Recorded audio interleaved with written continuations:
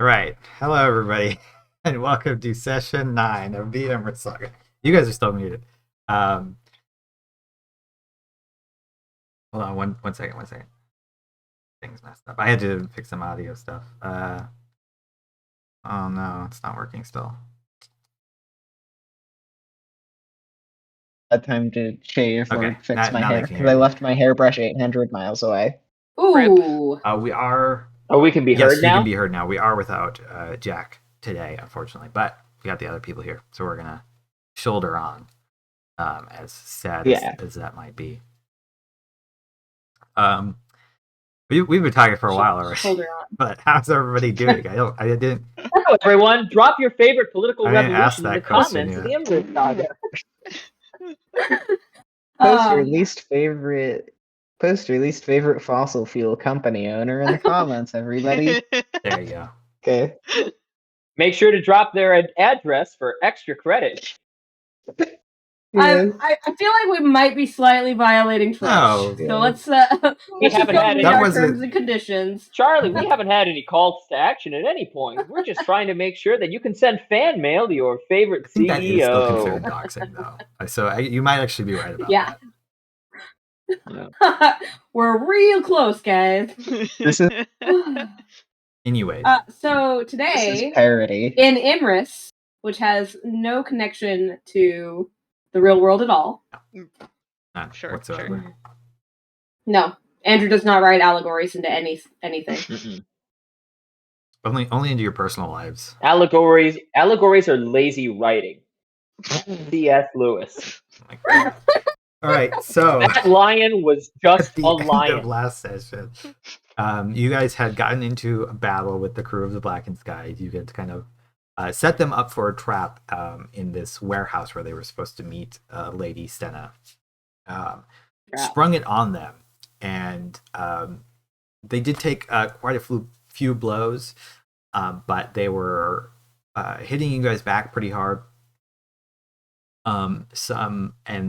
It became clear to them that they weren't going to be able to get what they wanted, which was the orb, or their consolation prize, which would have been Alveron. So they used a scroll of teleport to get out of dodge rather than stick around and see how the fight was going to play out and they were starting on the back foot a little bit. So we ended basically with them swooping out. Uba kind of getting up from the floor, having just been pummeled pretty hard. And everybody kind of moving into where they were. So Alveron, Sulveran, you guys are turning the corner to an empty space where you were expecting the crew to be. And Will is kind of coming around to see that. See Uba kind of getting up, looking very wounded, and Medea also looking not super great at the moment.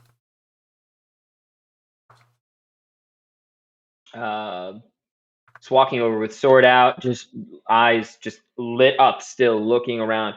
Everyone all right? Is everyone seeing Uba? And just immediately looking. Yeah, Medea is just gonna walk up to Uba and just start pouring healing into them. I think Sulveran followed right with Alveron as he was checking in on everyone. He hadn't quite let go of his shoulder. He was still giving him a slightly wary look. And then he's going to look at the three and Medea healing Uba. Well, that is not how I anticipated our trap springing. Mm-hmm. Yeah, Will looks pretty annoyed this turn of events.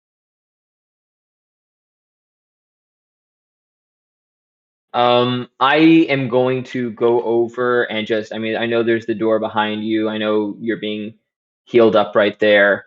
That didn't work. But I will. Why can't I move? You have to be very careful not to run into walls.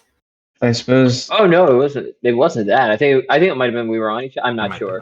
But I'm just checking out and looking out through the open door out here and just making sure that there's nothing in line of sight while Uba is getting healed up, making sure there's nothing in this area. Minerva does, who Medea had asked to be flying up above, does swoop down at this point once like kind of everything seemed to go silent, looking in and calling out. Well, I don't know what their voice is like actually. You can just do a generic voice, yeah. I never saw them. They're at Elcar, right? Yeah, Elcar. I never saw them leave. Well, we think they used magic to teleport out. Seems to be the case. Will is going to attempt, because they did try to prepare this. I had talked to Jack about it. Or a little bit, talked to Jack about things. They're going to make an Arcana check to try to see if they can backtrack the teleport. Ooh, because we had talked about doing it with the ship, but since they have that, they're going to at least attempt to do it. 29. Okay. Oh shit! Nice. The spell is rudimentary. It's not even really fixed. A lot of what they're doing is kind of just trying to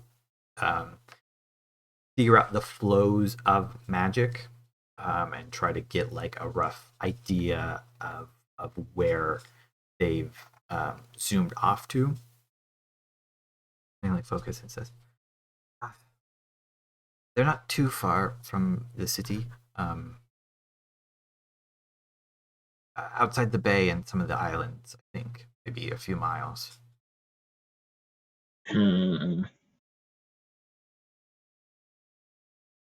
We attempt to pursue them now? We were comfortable pursuing them when we thought we had the upper hand, and they still pretty handedly were able to beat our brains in a bit. King over it. I mean, Uba's a very skilled fighter, and you okay? I think Uba just like coughs some blood onto the floor and says, I'm fine. We can go get him, and like pulls out their dagger. They're like waving it around while they're sitting on the floor. It's healthy cough blood.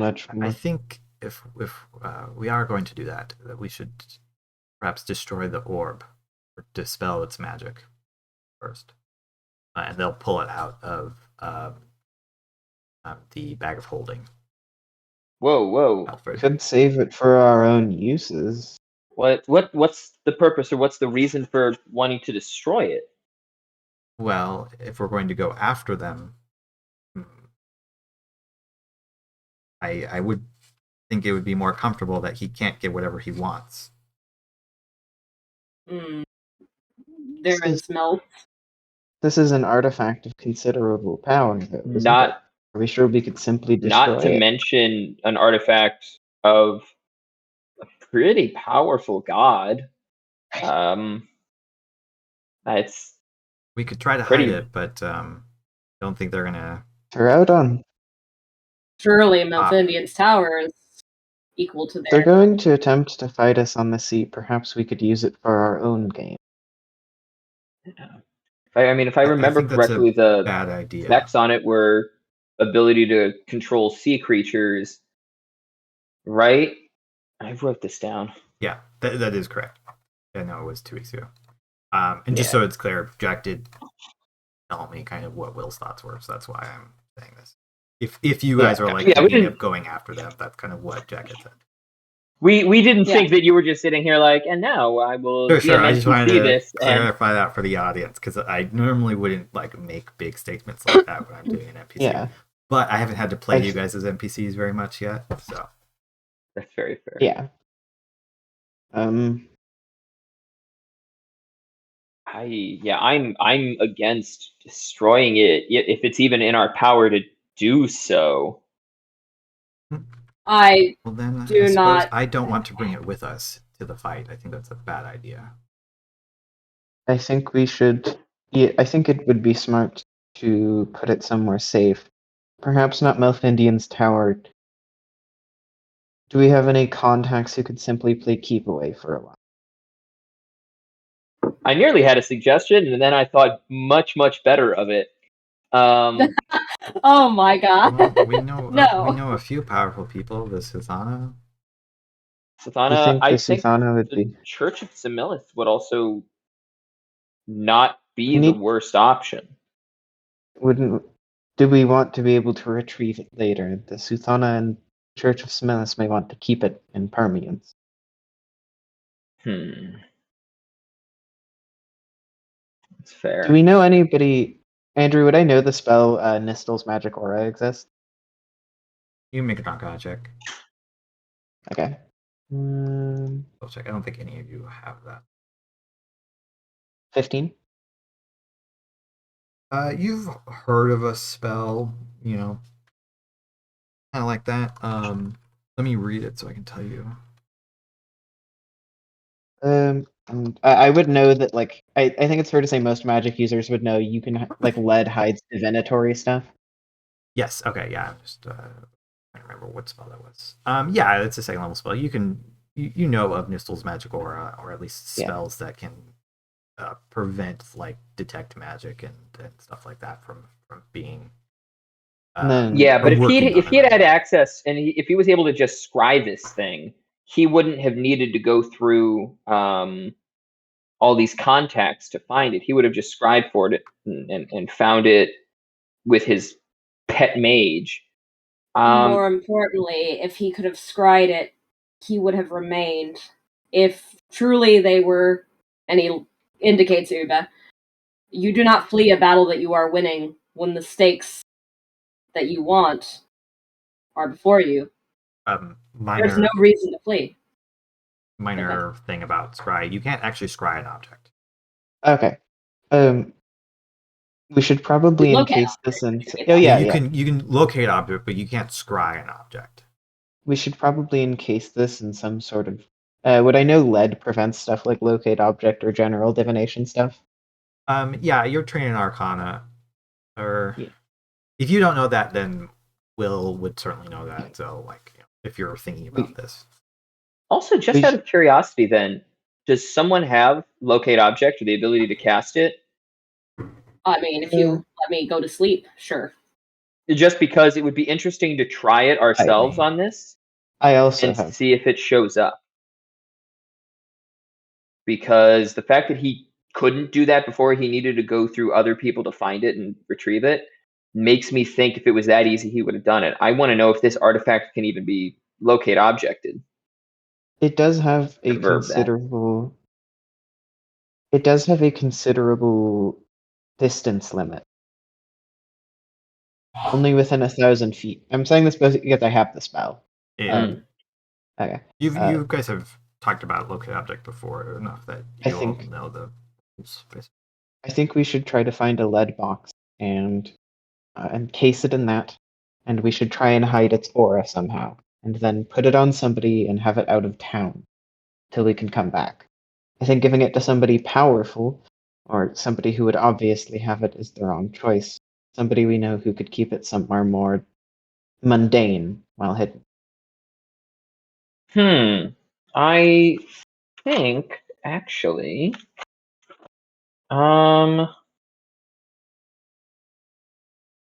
Callum. He's in the city. He's part of one of the delegations. He wouldn't have been expected. He was the minor noble who we ran into at the Sultana's party that I had a previous connection with. Yeah. He owes me a pretty big favor, and he is a good friend and a good contact. He's not someone that they would expect to have this.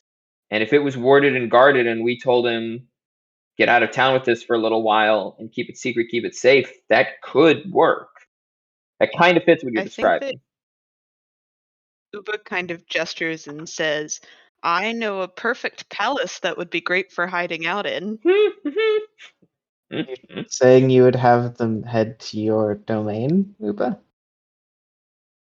Uba nods and says, storing something in the desert sure seems like a great way to prevent it from reaching the sea. That's true. Even if they did acquire it, they would have a hard time making use of it at all.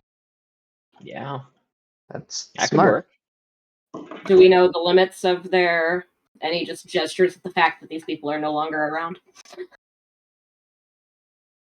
Magic has bounds, Will but shakes as far their as I head. understand, I don't think you can Most- say much about their abilities. The woman was very powerful, but probably not that much more powerful than us. Hard to say. and very few things that are divinatory in nature can break through some prevention method. You also, Sulveran, you said that their specialty was enchantment magics, right? They might not be able to do that much to divinatories, although they could. Depends. Okay, so a thought. Carry on. I'm trying to think a thing through. I don't know if Sulveran is smart enough to think of the thing that I'm thinking of. I mean, are we just make an going to use intelligence this check? thing? Or... Yeah, Still I'm feel just gonna run that it would be safer to try to break the magics on it. If we're like going to go undo the magics and on the fight artifact? them. Yeah. It prevents them completely from doing what they want to do.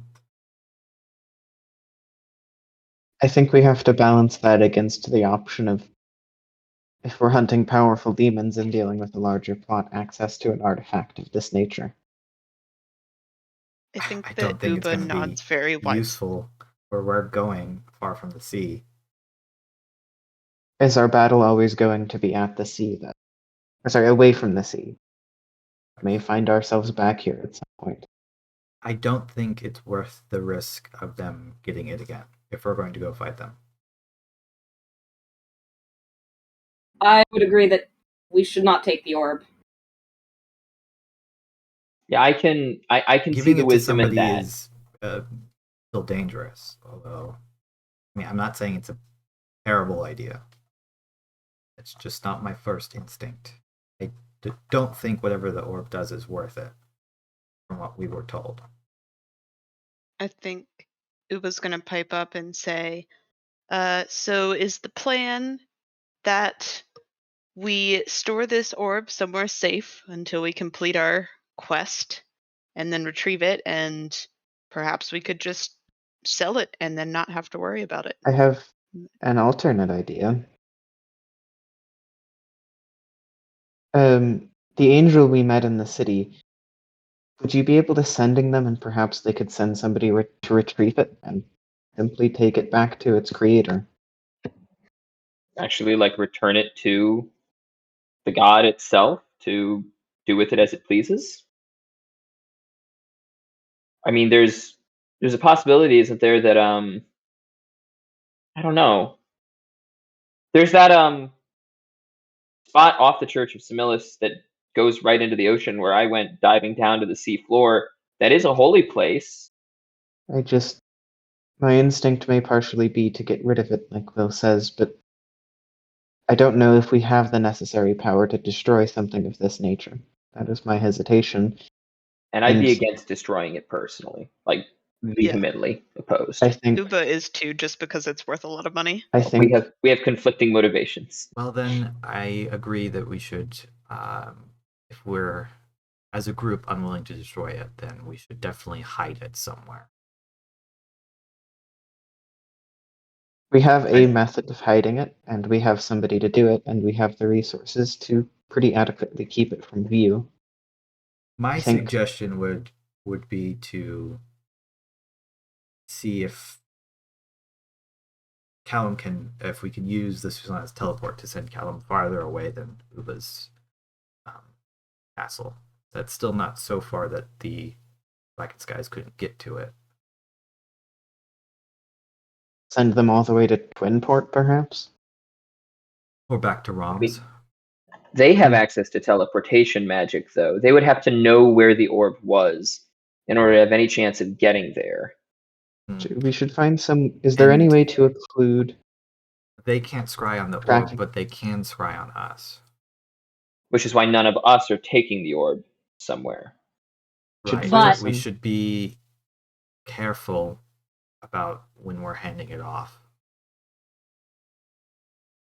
And we have already had this conversation at the time that it makes the most sense to have had.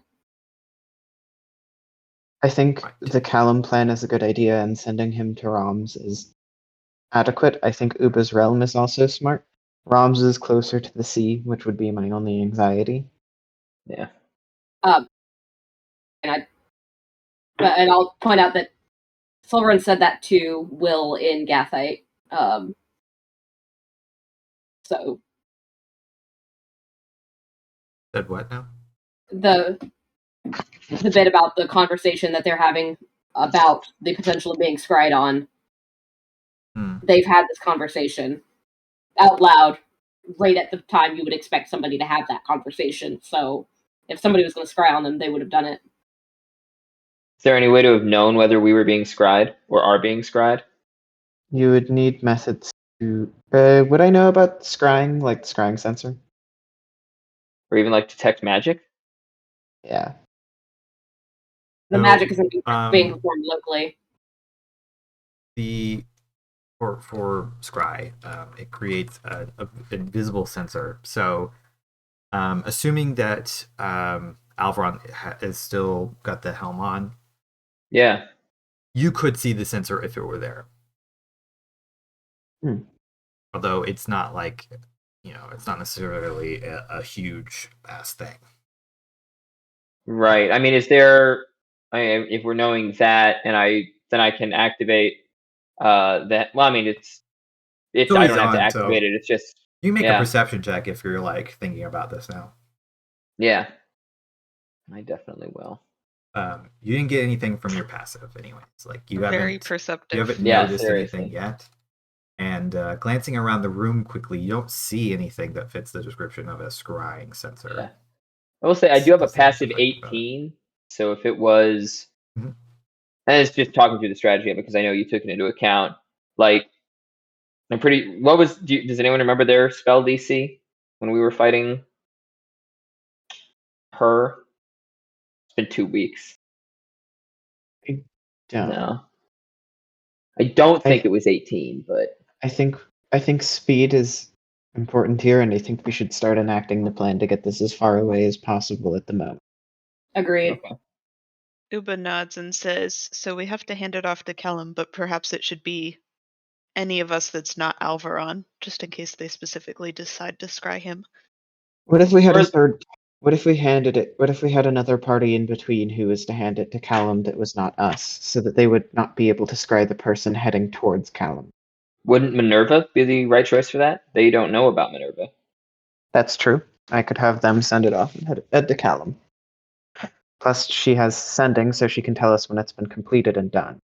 Yeah, and then she can, explain everything that we've talked about here, what the plan is, what needs to happen, and then make it all move without any need for us to get re-involved.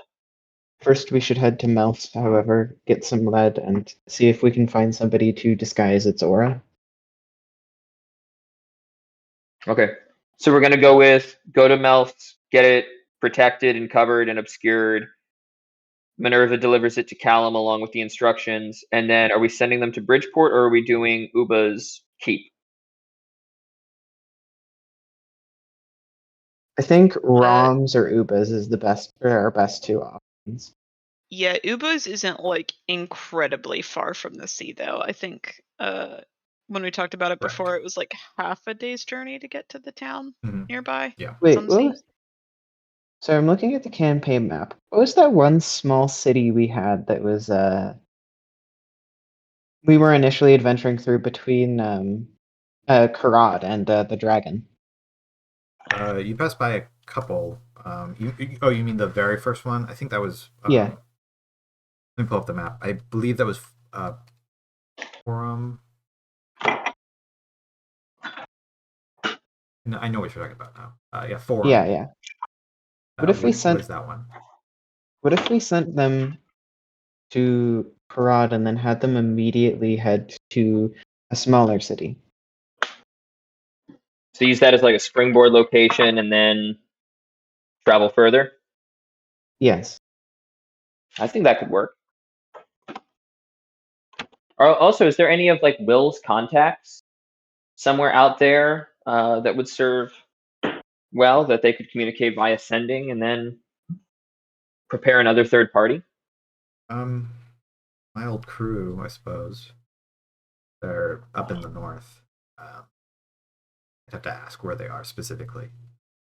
Sulveran, there's do a you chance have? we can't teleport directly to them if we're using a teleportation circle.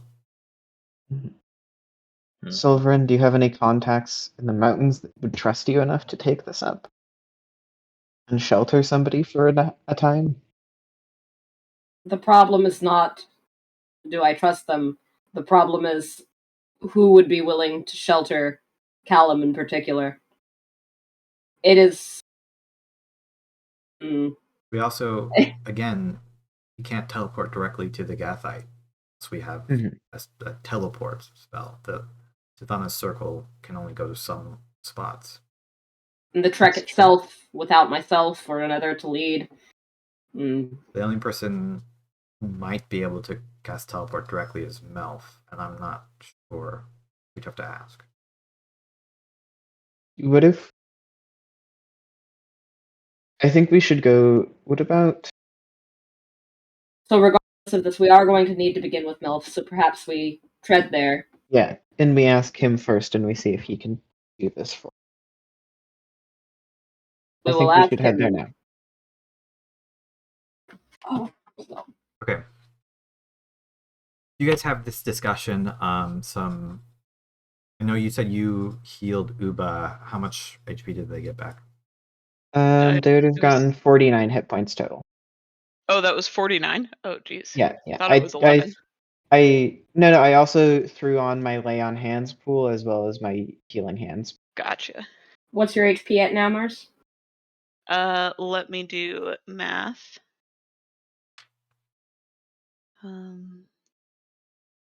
You said lay on hands was 38? Yeah, and then cure wounds for the 11. Okay, I'm at 53 out of 76. Finish you Not off. bad, not bad. That's good enough for now. I'm doing pretty bad, but I should be fine on a short rest. Yeah, Uba's fine. The important thing is that Kojin is at full health, so. Rough percentage, where are you? I'm fine without it. I'll be fine. If we can take a short rest at Mill, we good. Okay. Yeah. Okay. Do we want to start heading straight there then through the city? Yep. Okay. With our best eyes on. Keeping your eyes Probably about. let's not talk about it anymore too, like until we get to Melf's, just for the warning. Sorry, Andrew. No, that's fine. Keeping your eyes about just in case of a surprise spell, mainly Alveron, because the rest of you wouldn't be able to see it. And I just double checking. Will definitely doesn't have sea invisibility. So yeah, none of you could cast that at the moment. Unless Sulveran prepared it randomly. We don't know if you have that. It's actually always prepared. Right, because of your... So you could cast it as well. Have that up if you want to. It would only last for an hour, but it would take spell slot. You begin to make your way over to Melf's Tower. The warehouse actually isn't too terribly far from Melf's Tower. It's only maybe an hour's walk or so. Because it's on the same side of the city. Probably actually a little bit less than that, more like 45 minutes, 30 minutes. You eventually arrive outside the tower, knocking on the door as the unseen servant moves you in. Melf comes down from the lounge room and says, hello, my friends. You look like you've been sort of battle. It's been a while. Well, for some of you. It has been a while. Might we intrude upon, as guests once more? We have questions that we feel like you might be able to answer, and we have a mystery on our hands that we need to get far away from people who would abuse it. Very well. Come. I will get you some food. As he waves a finger, some unseen servants begin to go about doing some things. Melf, your tower is hidden from prying eyes, yes?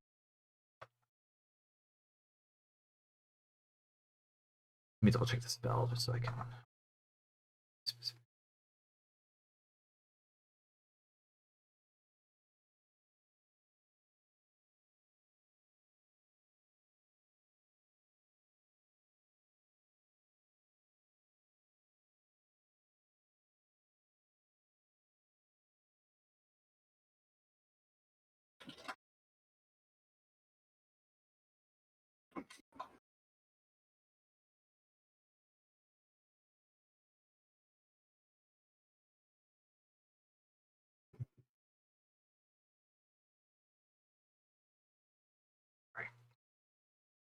You're fine. Sure about the check.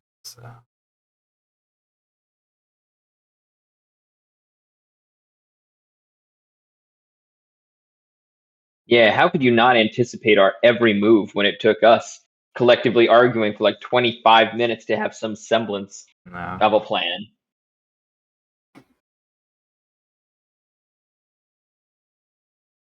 I remember what the spell is now.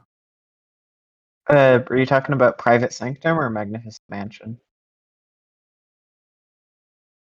It's not Magnificent Mansion. It might be.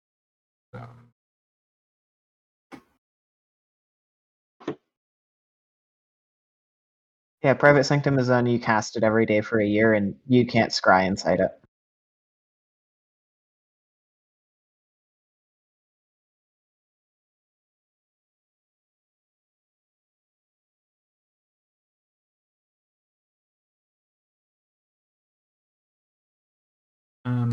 There was another one I was thinking of, but that's okay.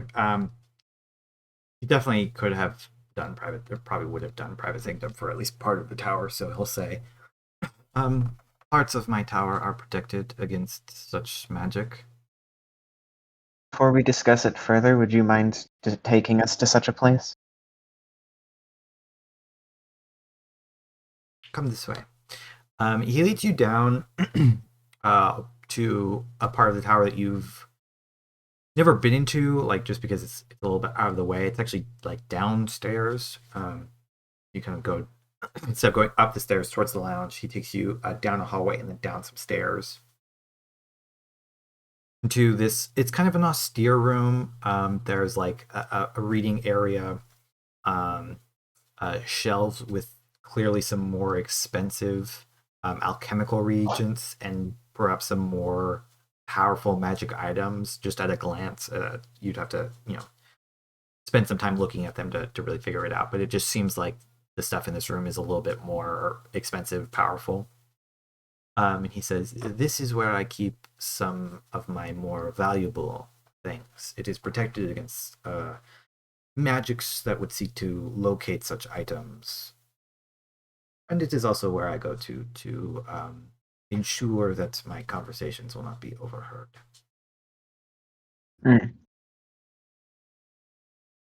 So,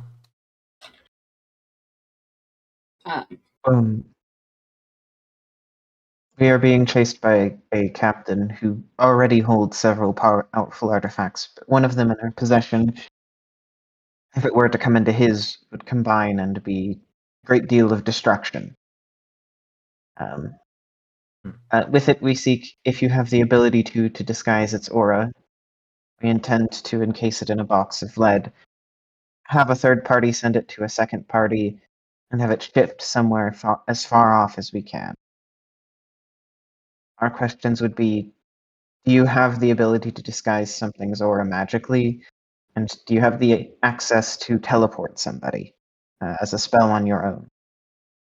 I certainly could, given some time, make such an item unable to be seen magically by most spells.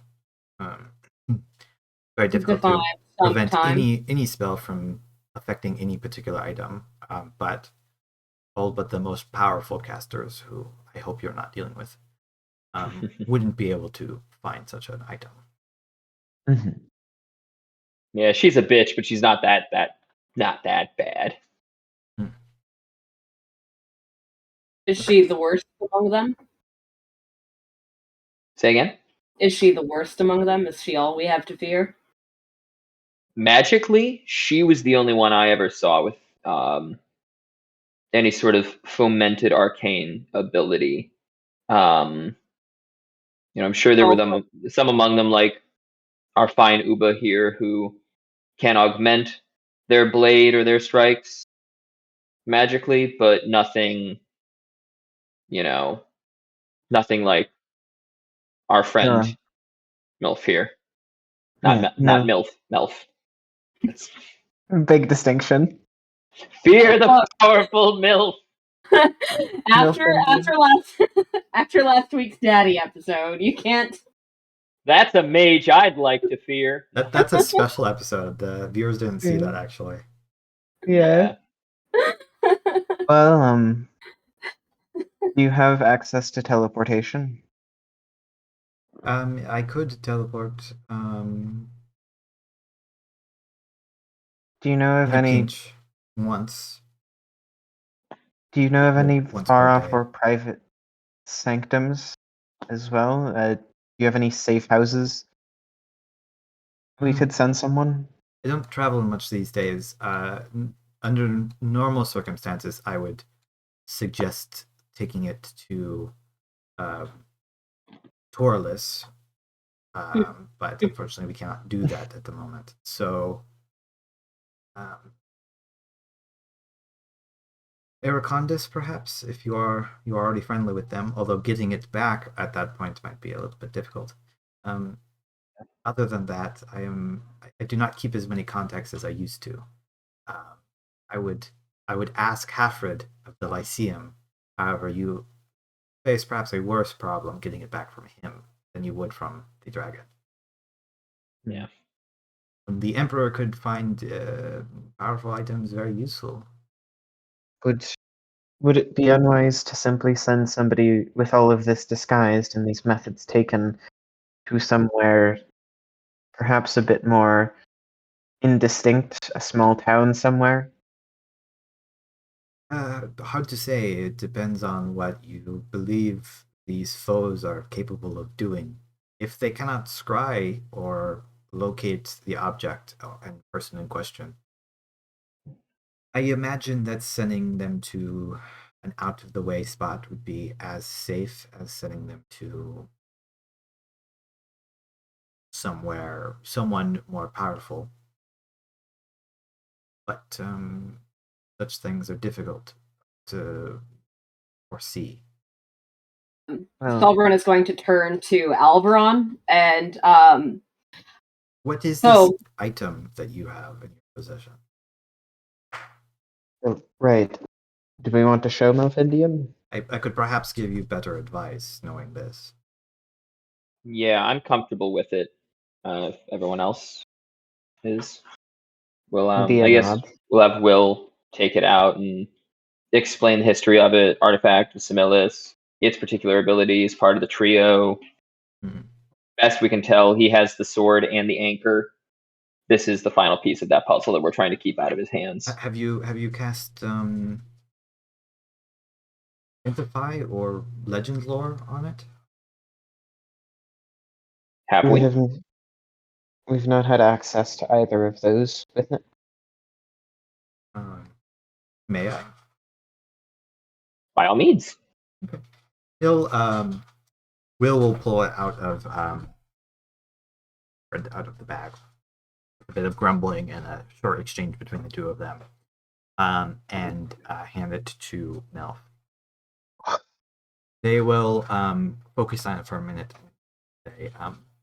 This will take some time to cast. Just give me a moment. And begin casting a spell. He'll pull some incense out of a couple jars and some ivory before casting Legend Lore. Is that a 10-minute wait? It is a 10-minute wait, yeah. If you guys want to talk some while he's doing this, that's fine. While he's casting that, Sulveran has turned to Alveron and so, do you value that bauble more or your friend Callum's life. This took a turn. I feel that's very strong language. I was not prepared for that personally, and Alveron definitely not. I consider myself a fairly emotionally mature person, and Alveron is definitely not on my level. And I'm not that great anyways, but this kind of rock just looking at you. Come again, friend? You have a choice between sending the orb to Iracondis or somebody that we know can probably protect it, or relying on Callum to keep it secret and be unnoticed. But if he is noticed, it almost certainly means his life, doesn't it? Means the life for anyone involved in this if they're caught by the Blackened Skies. I don't believe I'm asking him to expose himself to any more danger than anything else involving our past together. I'm not sure where this is coming from, quite frankly. To me, it seems that, and he looks at Medea. I would give my tribe something like this to hold on to if they were fully aware of the problem. But one man to secret off with it, when the cost is perhaps give it to Iracondis and not receive it back. I think Perhaps Iracondis keeps it if they look after it, but do you think the Blackened Skies has a better chance at taking Iracondis or your friend Callum? Well, they wouldn't have to take Iracondis. Sorry, go ahead, Sara. I think that is the wrong question. I think the reason we would secret it away is because I believe the Blackened Sky crew, as we've seen, may very well be able to kill Iracondis, or a number of allies. And if they were able to locate it, that is the primary danger. I think the greatest benefit is to hide it away, and trusting it to an entire tribe or somebody of enormous power, where many eyes are going to be looking at all times, just as dangerous for whoever we secret it away with. I think what So- Sulveran is perhaps saying that should be aware that whoever we give it to might die. We should consider that carefully. I think Uba shrugs and says, I don't know, we've seen Callum quite a few times. He seems like a very sturdy fellow. I'm sure he can handle himself. And Uba is also watching this as if they're watching like a reality TV show that they really enjoy. Yeah. I'm also flashing back to Callum's a hardy, stout-faced fellow who couldn't hold his cups with anybody. So I know for a fact that Uba is bullshitting right there. It's like Yeah, he was like Callum was like poured onto the ground within like one. I do Yeah. still have something from Iracondis' lair as well to be used as a teleportation anchor. Say again? I do still have something from Iracondis' lair to be used as an anchor, I believe. When you say used as an anchor, do you mean to like make teleportation more safe? What they're saying. And they're gonna pull out the potion of healing we got from Iracondis in like session 4. Sulveran is just like lifts his shield also, and I think everybody's carrying something from Iracondis, aren't we? Doesn't teleport require you to use the bring the object? I'm not sure if it's a resonance or maybe I have the rule from a different game in my head. I love that you might still not have used that potion of healing, and that this is what it gets used for. That is the best, Sara. Mm-hmm. Certainly, any of the items would work. I don't think you have to take it with you. you're essentially just using it as a focus for the spell?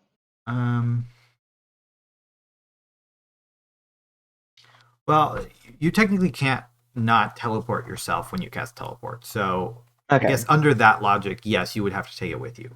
But Melf would also have to go with, and presumably would then come back. So it's kind of it becomes a little A bit moot of a point, moot yeah. point.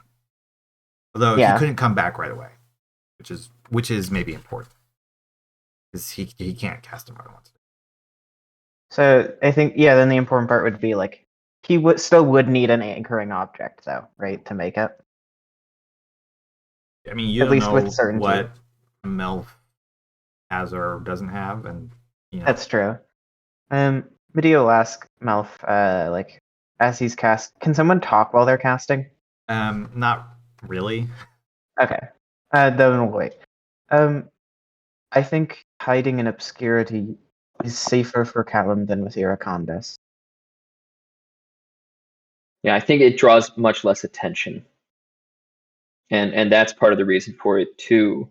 Medea, it's not, or sorry, Sulveran. It's not that I don't value his life. It's that this gives us the best chance at keeping this secret. Oh, wait, hold on. Something just occurred to me. We should send it with someone who they don't know. Callum came from the ship. They do know him. They could scry him because they have. That's why I was confused. What is the tenet? What is the tenet of it for scrying? I mean, Alveron knows as much as I do on this one. I'm not well versed on it. I mean, I could send it with- scrying's pretty loose with like who can and cannot be scryed upon. It makes it easier. Like it would be far easier for them to scry on Callum, having seen them, and I would consider them familiar with Callum. So it would make the save harder, basically, as opposed to if they just knew of the person. I do have a lieutenant I could trust with this to send off. Okay. I don't know if They would not have heard them. No offense, but we've met Callum. And he has a reason not to betray us, to at least the captain. I'm still kind of unsure of that, even about Callum, but I don't give it to just some person that you've recently come into contact with in the last month. They do owe something of a life debt, and as well are very, very adept at hiding. I think the less people we need to bring in to this, the better. Do we have any other third parties then we trust in the city? Besides Callum. Well, Upa. Sorry, go ahead. You go. Oh, wait, I was gonna say Upa is like waving their claws in the air and is like, we could always. Oh no, I'm forgetting if his name is Meeple or Ort, the one that's in the city. Ort. But Upa says, Yeah. I highly doubt that those racist fucks would think of a kobold in terms of someone that could guard this precious item. And I'm sure they're not friends with them, so this might be our best option. Plus, as much I will as say like Alveron does Callum, have a moment where it's like, because he's never experienced the institutionalized and entrenched form of racism that was widely available above the Blackened Skies. He has a moment of like, what racist? How is that real? You know what? This is outside of my lived experience, and it's not my position. It's only my position to become educated on this. And, yeah, Alveron doesn't know magic, but he gets race relations, folks. All right. That's woke as fuck, Schwashmugger. Like, it sounds All right, new Oh. goal for Alveron after this is completed. I'm going to invent CRT. That's it. That's my contribution to Imris lore. see. Yeah. Alveron. Yeah. I'm gonna take that too. Fantastic. Okay. Microaggressions, guys. Medea says, plus, this is going to sound odd. We could, Ort as well, as much as I like Callum, but Ort is also probably much more adept at defending himself. They did come for him. I also don't They were- see Ort desiring this thing for himself, really. No, he may want to study it and look at it in depth, but I don't think he'd have any objection to giving it back. And now immediately following the racial sensitivity comments before, it's like, plus, I mean, if we do need to get it back, we'll just give him something slightly shinier, and that'll be an easy trade. Upa scowls at you. Perhaps we send them both off. That's smart, Uba. Hmm. Had quite a lot of good ideas. I think sending it with Ort through a third party, delivering it to Ort, definitely worked. This Yeah. is like the 4D chest. Okay, so we're gonna give it to this guy, who's gonna give it to this guy, who's gonna take it here.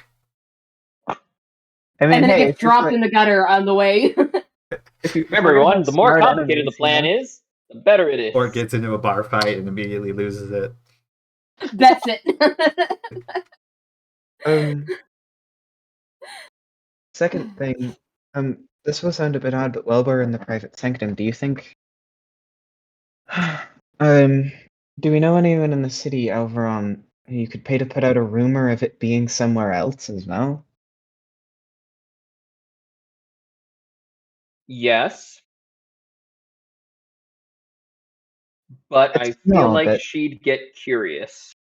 never Uba mind then. just raises a claw and says, "Why don't we just get drunk at a bar and start this rumor ourselves?"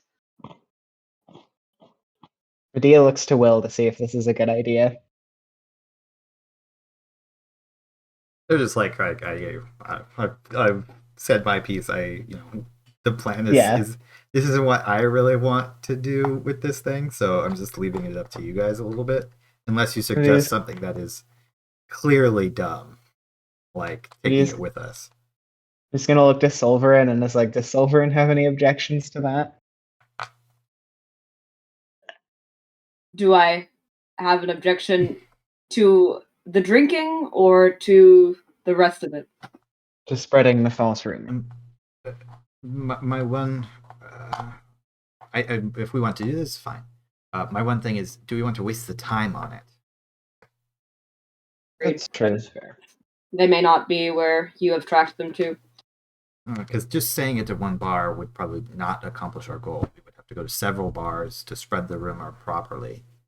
That's what I was going to say. If we were going to do this, paying somebody who could do that efficiently would be the option. But if we don't want to do that, then I best think just leave. It would be better to have this person go off if that's what we're doing, and then go after the Blackened Skies and prevent them from trying to get to this person as quickly as possible. We're already losing some time. At this point, Melf has finished upcasting Legend Lore and stands up. Well, this is very interesting. According to what this spell has told me, this is a sometimes they are called primordial fragments, or there are many such names, but essentially a something made by a deity very early on in the history of the world. Some of them are very powerful, some of them are minorly powerful. I would say that this is more of the latter. But generally, they often can work in concert with many things. So this seems to be one such item, as you explained. It essentially works to charm creatures of the sea, and it is very difficult for the average creature to resist. A dragon turtle would have a fair chance, but I wouldn't say a good one at resisting the orb's effects. Simple fish, even sharks, jellyfish, those would all be immediately taken up by the orb's powers. And as far as I can tell from what the legends of the orb say, it's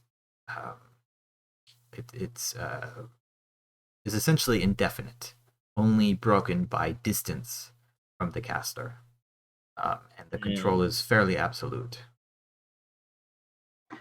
Interesting, but not perhaps powerful enough, I think, to warrant all this fuss, I suppose. Except that in conjunction with the other items, it's meant to be different. I don't believe that this item would really gain power. I believe that working together, the holder of the items would gain powers by having more of these basically pieces, almost pieces of divinity, you could say. Yeah, so destroying it is very much out of the question. It's possible. It would be difficult. Simply dispel magic would be, unless you were quite powerful, you would probably need to spend some weeks on it still, unless you, like I said, you were very powerful, or perhaps you got very lucky. As for the, I guess, combined effects, we might say, the legends about this are vague, the ones that I can get from the legend lore, but I think if you were to have 3 or 4 such items, it would allow you to bind certain things to your will. Parts of Samuelis's domain. At sea, such a person would be a master of their environment, untouchable, essentially. So it is on its own not so much an issue, but we are correct to take great measures to keep it, since we know this person has 2 other objects associated with it. Yeah. At least 2, from your descriptions. This would make it 3, and that would be. Although I'm not sure the anchor qualifies, if I'm to be honest. Simply because, as described, the anchor is not attuned to a person; it's attuned to the ship. Such items normally only act in concert when attuned to a person. So, what else this captain of yours might have is questionable. That's true. It is better to be safe than sorry in this matter. Yeah. But if you had all of these things, you could even bind angels of Samuelis to your power. Oh, yeah. I suppose then we should get the plan moving with what we have.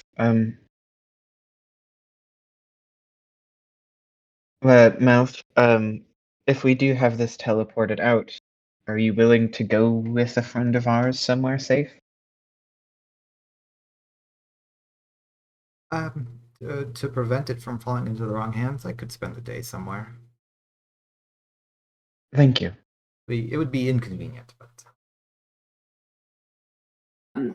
Sulveran is going to nod over at the implements that he had used for that spell, and he's probably fairly unfamiliar with it. But he can at least, I'm assuming he can at least tell that those implements wouldn't have been cheap. And he lifts up his coin purse. A trade. I do not know the value of what you've already invested in us. I consider the interesting information to be worth it. I have plenty of money. We should probably get this moving. We, if it is all right, intend to move. If you would be all right, have you go with this object, go to somebody who would then be taking it to our friend, and then you two would head off somewhere else, as to prevent one chain of scrying from finding everything. He'll walk over to a small alcove. He says, metal is actually a little bit more reliable than spells. And he'll pull out a lead-lined box and says, if you put it in this, I can take it to whomever you want. Yeah, definitely put it in there, like, as we can. Yeah. Oh. Do you know of the adventurer Meeple, by chance? I do. I've heard of him. I don't believe we've met. Do you know of his son? Yes, he lives in the city. That would be. Yes. I think mostly, if I remember correctly, one of the adventurers who hangs around the Dragon's Tooth Tavern. Hmm. I will go there and see if I can locate them. What if I am unable to find them? What would you have me do? Can I we don't think. do a sending to them to get their attention and let them know someone's coming to meet them? Yeah. Do we have Will do a sending for us? Sure. They'll. They have. Oh yeah, they're one of their bard spells. Of course, they have it prepared. They concentrate for a second and says, Ort, if you wouldn't mind heading to the tavern, we are going to have someone meet you with something that we would like you to protect. And I look at you. Will reward you, I suppose. After a little bit, they relay Ort's message back. He says, yeah, sure. I'm in the town. I'll head over there. Just let him know. I'll be at the bar. Do I need my armor and stuff? Should I go somewhere? Oh wait, this is ascending. That's off. Rolls her eyes. Well, Ort has been contacted. So we'll trust Melf to fill them in. Thank you. I really appreciate how you had Ort use like 5 words of sending on. Surprise. Well, we don't have much time, so we should get this in motion. We have to start going after the Blackened Sky as we can. Yeah, well, we should also make sure that we're back in shape before we try to get too crazy with this. Should we take an hour's rest before we head out, or take a full? Well, we need to come up with a plan for that, because our time so far has just been spent getting the orb out of harm's way, getting ourselves out of immediate harm's way, and figuring out what. It's been an hour since the fight, basically. That going to Mouse, talking to him, having him cast Lighting Lore, etc. I think we should. Melf, would you mind heading off with the object now, and we'll start concocting our plan to head towards the Blackened Sky? Of course. He'll go and grab a sword from the wall and belt it on before heading up the stairs. We know he can cast sending, right? He's done that with us before. No, you've sent it to him, but I don't think he's ever sent it back to you. I can instruct Minerva, who can do sending to in some day in the half day, and at the end of the day cast a sending to us. You would know that Ort or can to send, Melf. though. Oh, okay, Ort has sent. Because Ort he might not have it prepared in the moment, but he can certainly cast it. He's a cleric. I will have them. I will have her cast a sending to Ort and tell him he needs to contact us at portions through the day if something were to happen. Okay. That should work. Melf leaves, and this part of the plan is now in motion. The orb is on its way. Will kind of looks around and says, "So, Blackened Skies." I think we have. Go ahead, Sarah. I think we have time to gather a small portion of our strength, but I don't think we should spend. I think we should head out in the next 2 hours, at latest. So far, we've tried to beat them at sea, and they've outclassed us there. We came up with the plan of, luring them into the trap and just getting a few of the captain and their lieutenants. And I mean, am I wrong in thinking that it was not going well for us? I think we could have won. I think we could have focused our efforts a bit better. Mm-hmm. I think if it was truly going terrible for us, they would have remained. Yes. I still had tricks up my sleeve I did not use. I think that they left. If they thought they could crush us easily, they probably would have stuck around. But I I think we can give them a fight, but we have to be more concerted in our efforts. I think we have to pick one person at a time and as a group take them down. Hmm. Piecemeal by piecemeal. I think first we should focus on the spellcaster and then the captain. I agree that the spellcaster should be our. If we want to have any hope, we need to have her done with. Yes, I do think that those are the two who are most resistant to negative spellcasting. It seems I was unable to affect them with slow. I will Mm. give the caster the full deal of my attention, and I will stick next to Alveron in order to provide protection, since they seem to be concerned about using magic on you. They're definitely invested in having control of my mind. I have additional I don't methods know of what the protection. hell. I can help protect you if I'm nearby you. Other than that, I don't know what they are like at sea, although we know that they were able to beat you back. But Isuthana said we could have guards, so I think a double complement and ramming is our best course. It is your ship, Alveron, but that is what I see. We can't beat them course. with guns. I think that is the best option. And if we are, Will, do you think we head out tonight, or do you think we get some rest and head out the day after? Do we think that I'd they're like us going to run away and recuperate, or do we think that they're going to try again soon? I think if they think there's any chance that the orb is in the area, they're not going to run away just yet. I Seems like they had a lot invested in it. Say again? think that I'm not sure, but if we wait, we might not be able to find them. I know where they teleported to, but can't necessarily say where they're going. I think we should head after them by the end of the night. I respect. If you all think we should try and get some rest first.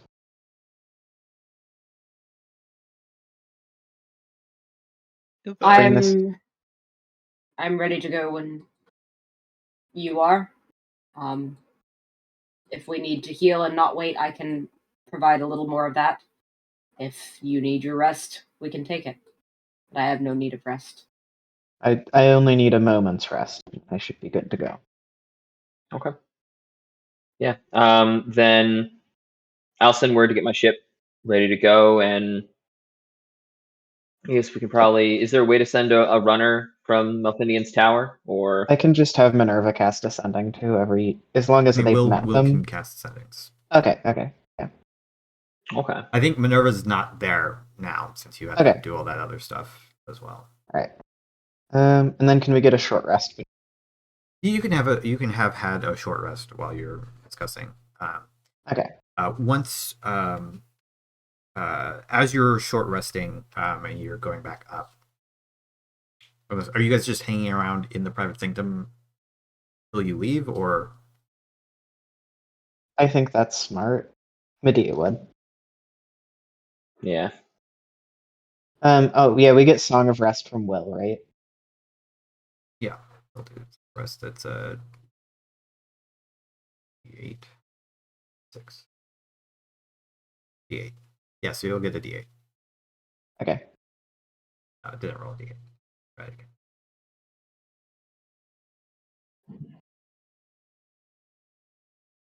Look at that, 6.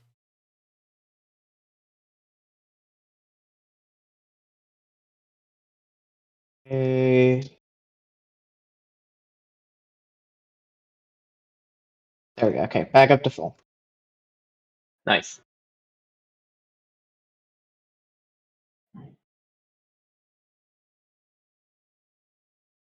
Whoa.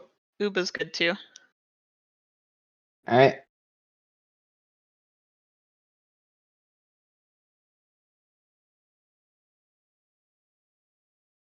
got about half my spell slots, but I've got my channel divinity still and a good chunk of my resources. Yeah. Okay. How combat ready? I mean, we just got halfway through a pretty big fight. How combat capable do we think we are, honestly? Well, I Uba's still only think- missing one spell slot. I'm down a and few that's spell not slots, but I could still cast. Okay. I could still probably take a spellcaster down fairly quickly. I'm good to go. Okay. Yeah. If you would have Medea, if you would have your acolyte, is that the term for them? Lieutenant.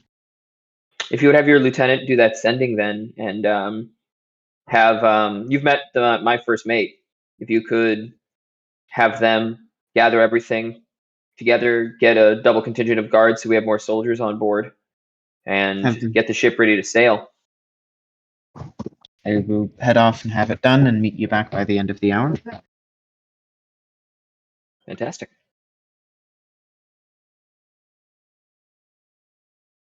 Okay, while they're doing that, what's everybody else doing? The orb has been sent to. Oh, sorry. Go ahead, Marisa. I was just gonna say Uba is congratulating Kojen on fighting so well and probably giving her scritches. But other than in terms of doing anything productive, Uba's not doing anything remotely helpful. Has Uba found the coffee machine somewhere in the house during this hour? Probably. I think they had coffee before, so they probably would have been asking Melf for some coffee as well. They have there's a row of empty espresso cups leading up to where they are on the table. God. Just personal aside, I'm trying to cut back on. I'm cutting back on my drinking, but I'm also trying to cut back on my caffeine intake. And life is hard these days. Going from starting every day with a quad latte, maybe having a double later, and then having a regular coffee at work, and now limiting myself to only a double latte and a single coffee at work is rough. Just get some ADHD, and then the coffee won't affect you. No. Here's the thing. Here's Coffee the will do thing. the downer. Coffee doesn't ramp me up. It calms me down and lets me focus. So the Because you fact have that the you're ADHD. saying that makes me think, Classic sign, buddy. yeah, I can have a full coffee and go right to sleep at night. Yeah. Yeah, it's a nice life. All right. So Sulveran, Alveron, and Uba are just waiting in the sanctum till they get Yeah. everything's ready. Yeah, this wouldn't be, I mean, I wouldn't be able to spend any time in looking this up. In Melf's library or anything else that we have access to, would I even have the ability to look around for something on the Sea Touched? Because I'm grappling with the captain is exhibiting signs of being Sea Touched. You can make an investigation check. And I just want to know if it's something from exposure to the artifacts that could be doing it, or what. Yeah. I mean, you only have so much time, and so you're looking through these books trying to see if you can get more information on it, but you're just not finding anything in the time that you have. Gotcha. Kind of disgustedly sets down a book of elvish poetry, because maybe that would have had the answers in it.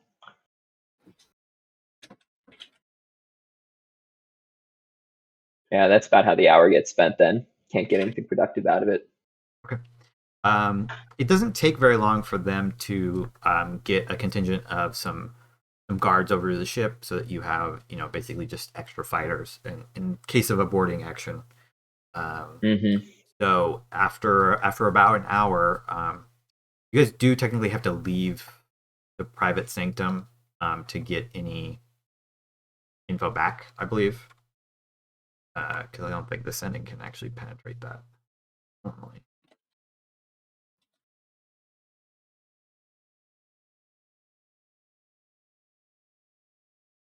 doesn't really matter. But at the end of this hour, you've got everything together, and then I think you begin heading over towards the Pale Dawn. As a Yes. group. Okay. It is by this point in time. It's late morning, early afternoon. Around brunch time. Since you've had the fight, gone to Melf's, and done all this planning and business thing, a few hours have passed. So by the time you get to the ship, it has been thankfully you've been here about a day, so the repairs have been finished on the ship. All the hull is good. Now that you aren't at sea, it's a little bit easier to patch some of that stuff up. You had, of course, done some of that, but whatever remaining damage from the other fight is now completely gone. I'm presuming Amaranth is like still there, no matter what time it is. Yeah. Like polishing things. And it is a little bit packed on the ship at the moment. Like some people are hanging around on the deck just because like the double crew is meaning that there's a lot of bodies here. But you do have a lot of soldiers, a lot of fighters on the ship. And trained ones. Certainly, you think in a boarding action you could go toe to toe with the Blackened Skies, Alveron. It will probably come down to the officers, you think, and your party, and who wins that engagement ultimately. Gotcha. 5e doesn't have like skirmish rules that we'd wind up using, does it? Are you talking about like for the mass combat? Yeah. There's some in here, but for this purpose, like there will be some people around you guys when you're fighting, but it's kind of a thing where the way I'm going to run it is unless you start attacking their crew is kind of going to ignore you for your crew and vice versa. And if you guys want to go that route and try to get your crew to then gang up on them, they're probably also going to do it first. So I think for narrative's sake, I'm mostly going to be like, there's people fighting around you, but you're kind of focused on each other. Cinematic style. Yeah, exactly. The grunts were all taking each other out. Exactly. There are certain rules that we could use. I don't think it's necessary for this particular thing. I think probably what in my head, you guys have slightly less people, but they have slightly worse fighters for the most part, because they have a lot of like fresh conscripts and stuff like that after the attempted mutiny and stuff like that. So even though it didn't have the intent that Alveron put forth, I mean, it still solved a problem for us, In a way, yeah. I'm mad about it, but yeah. You guys begin to set sail then. Everybody gets on board, and you shove off, making your way down south. Die real quick. We do have someone in the crow's nest, I will say. For this. Yeah, we have enough people now that surely. Yes, you have a lot of people in the crow's nest. Okay. You've shoved off for an hour, and you're kind of heading out, hoping to. What's the plan? By the point that you're setting out, just so I'm clear on that. My understanding is do an engagement, possibly try to leverage our flame apparatus in order to stall their movement and halt their action, and use that to gain an advantage as we press onto the ship. Okay. And then, as Sara pointed out, focus on the officers kind of singularly. Try to get off as much as we can, one on one. Like focus on one at a time to bring them down.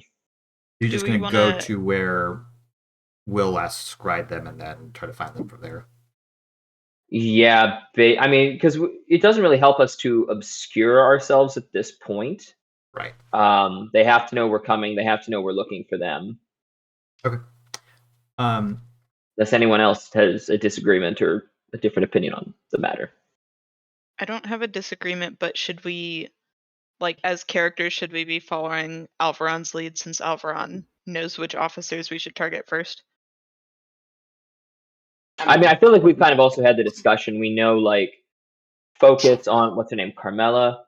Camille. I always wanted to be like, Cruella de Vil. That's it! And start, don't tempt me because I can. But yeah, Camille would be, I would say, was it Aus who kicked your ass? Yeah, Aus. Yeah. Built like house. Yeah, her and him are kind of the. I also If we kicked get his ass. This is true. They are, and I'm going to be standing your right guys' next to you. experience, probably the squishiest of their party. Even better. Okay. We should call them squishy, and they shall be our squishy. You guys head out, leaving the bay.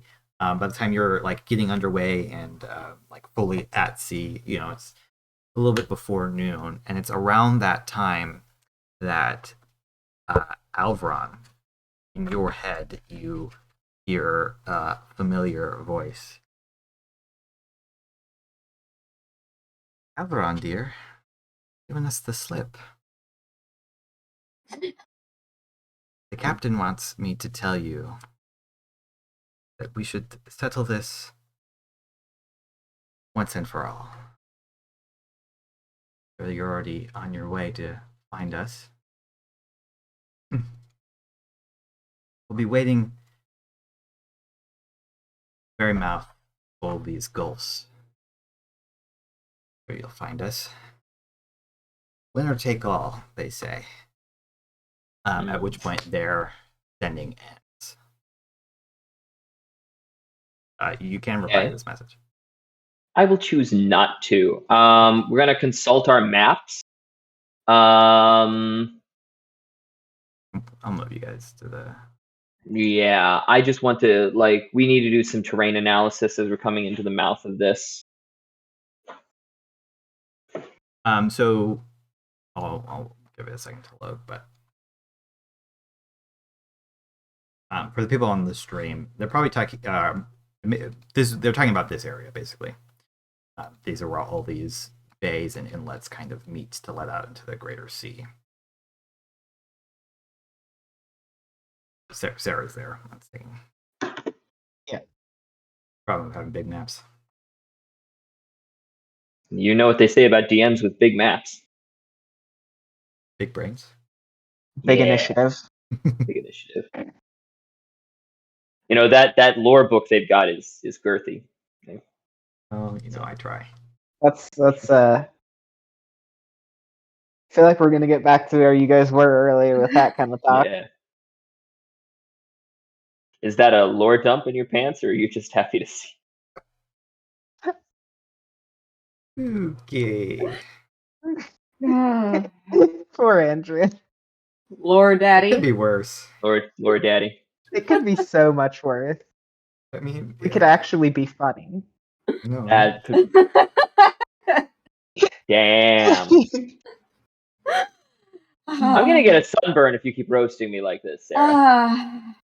John, just go get a drink and it'll soothe the pain. I just said I'm trying to cut back. Why can't you be supportive? While this is loading, do you have this information? You understand, Alveron at least would understand where they're talking about, at least roughly. I mean, you'll probably have to find them a little bit, but you imagine they're going to make themselves as obvious as possible. But right, they're inviting you to challenge, so they're going to be ready. Is basically what they're saying. Totally understood. My thing is I want to do essentially like terrain analysis of it. Is like, is there an advantageous way we can approach? Maybe could I make a what would it be like? It's not seafaring necessarily, with advantage from Will assisting, and try to work out like what's a good approach for this particular mouth of the bay and everything else. You can make I'll let you make a vehicle water check with advantage. It will be think intelligence based in this case. Okay.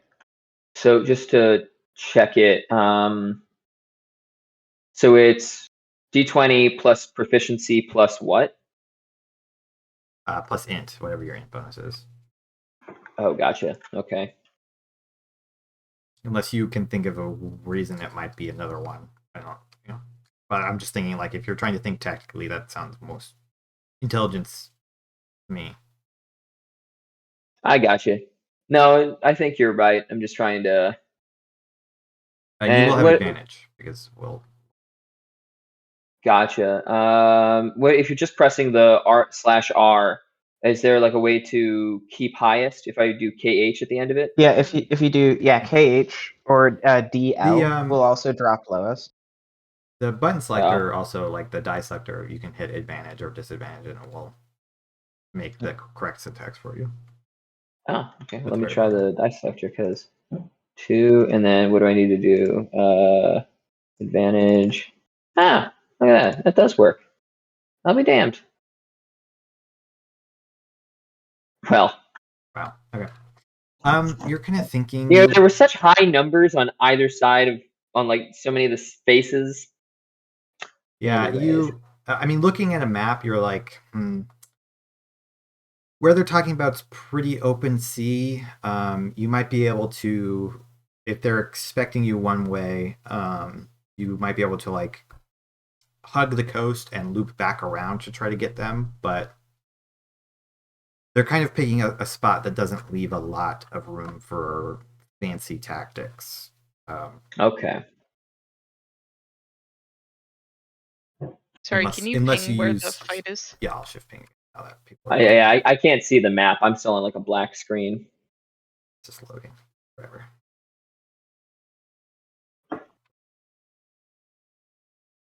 Basically, where all these trade routes meet is where they're talking about. Okay, gotcha. All right, yeah. I mean, that is just open sea. Yeah. No reefs or anything. Probably it wouldn't be a major shipping route if there were reefs in the way.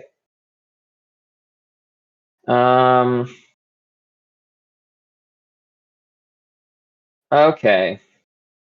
The one thing you could probably think of with 11, I'd say, is you might be able to like go there and lure them away, but yeah, it's not really what we're going for. All right, I will. Okay.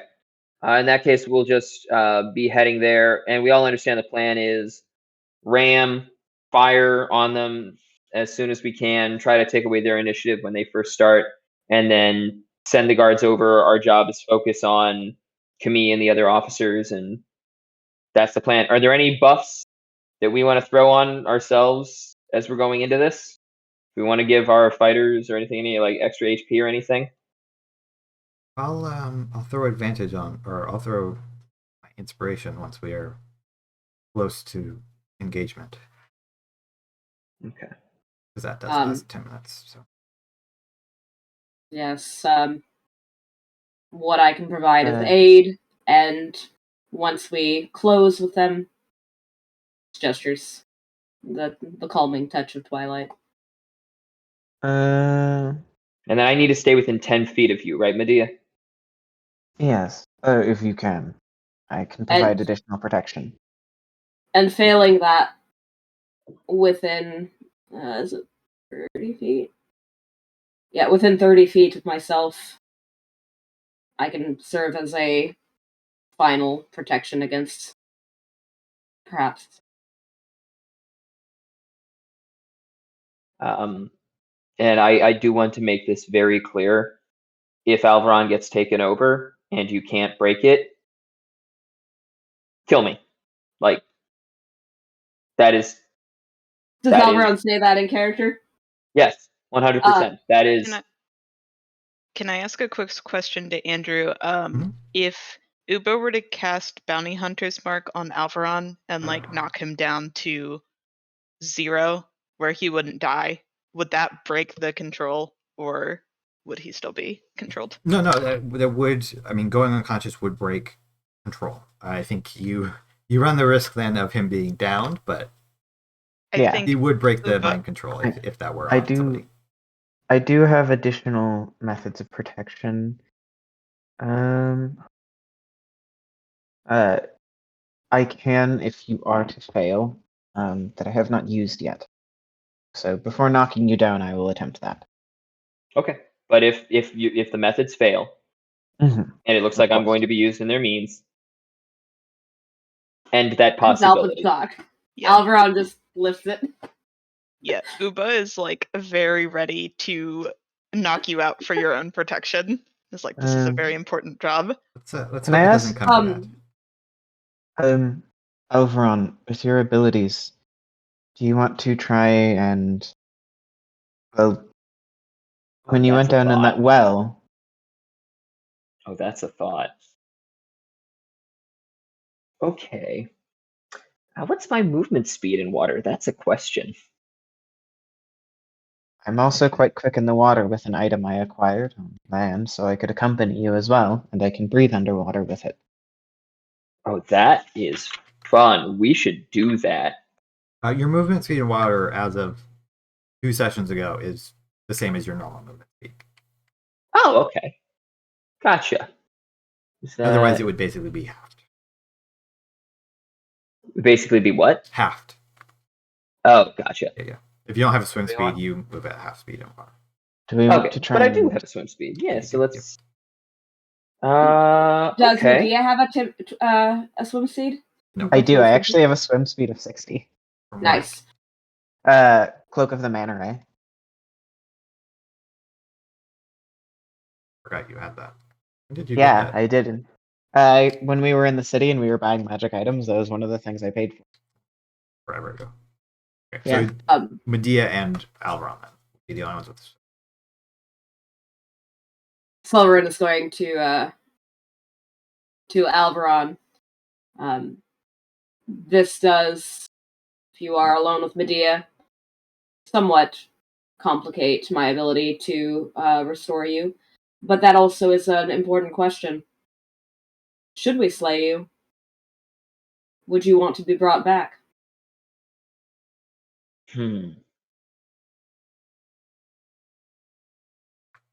I think, based on what we know about being sea touched, I'm already on my second life. I don't think you can bring me back because I've been granted one more shot. This is my one shot to.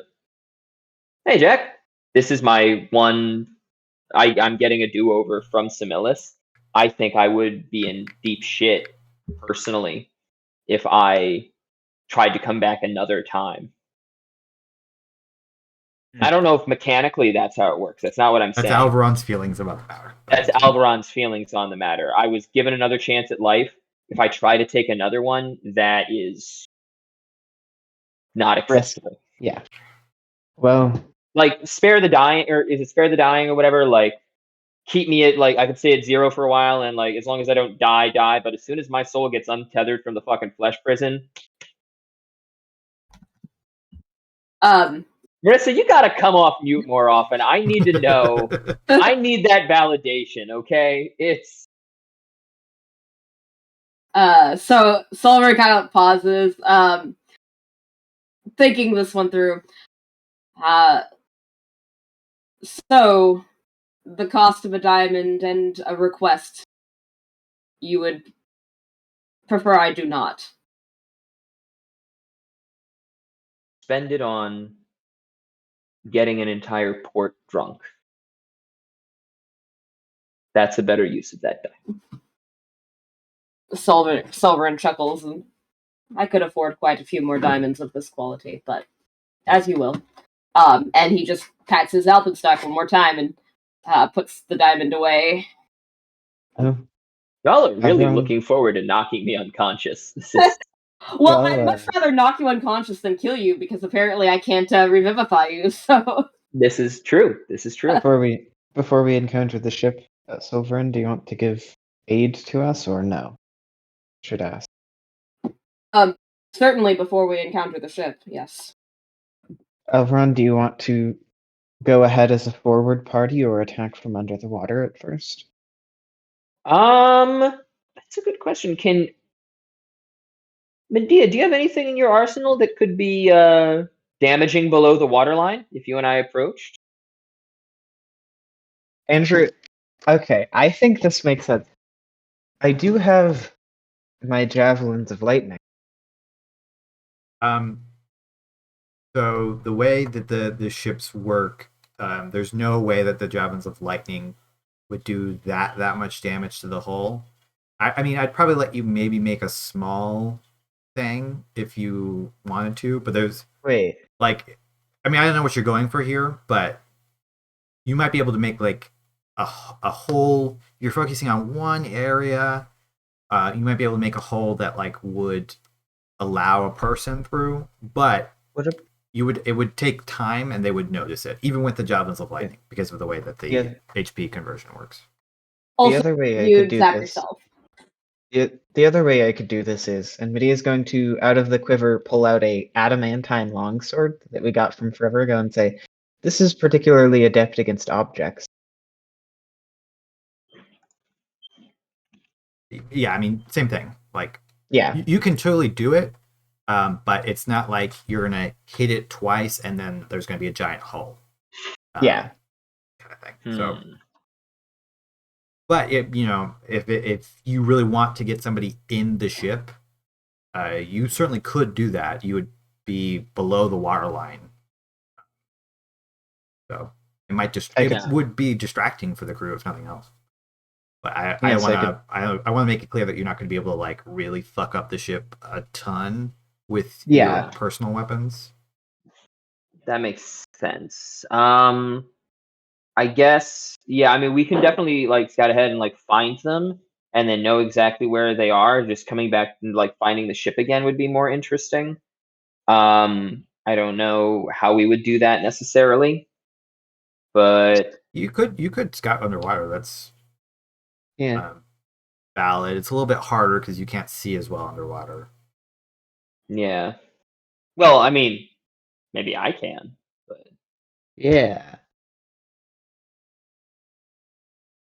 Would being sea touched affect visibility underwater too? I guess that's the question. It would help some. You still wouldn't be able to see as far as you could Yeah. above water because there's just Yeah. it just becomes a matter of if there's material in the way at some point. I'll leave it now up we're to you. bringing physics into this. Ooh. I'll leave it up to only you. when it comes to light. Leave it up to you, everyone. Do you want to try I- and make a forward party and board from under while the others attack? I think that all that's really going to do is cut you and I off from the rest of the party and leave you and I fighting crew below decks instead of where we can be most helpful up top. I think it's a good idea if we could maybe do a little more damage and cause more of an issue. But since that's we not had a- really in the cards, If we had a bigger weapon to use underwater, yes. right? Yeah, if you had like a bigger spell or some kind of thing, I could definitely see it being a plan. But now that you're already underway, I can't think of anything that you have with you that would like. Right, and we can't exactly like trap a fireball in something and then cast it on there. Oh, So- Does anyone fireball? Because I don't doubt there's anything in the rules that says it can't be cast underwater. No, you can get underwater. Things yeah, that are there's- fully submerged have resistance, but if you're Does casting it into lightning the do- ship, it's not that big a deal. does lightning damage do anything extra underwater, I wonder? Not raw. Can't remember. No. Huh. I guess it kind of I makes thought sense. It would about actually make it implementing worse. because we're doing so much underwater stuff in the other game. I thought about implementing some lightning based stuff, but then I was like, I don't know if I want it to get like deadly. Super strong. Yeah. Yeah, I don't think it would really. No, it's a good I thought, think- but while that all makes- this is happening, is like the crew of the ship right in on this, like our other characters? Up to you guys. yeah, they think should we probably be can- manning their stations. Yeah.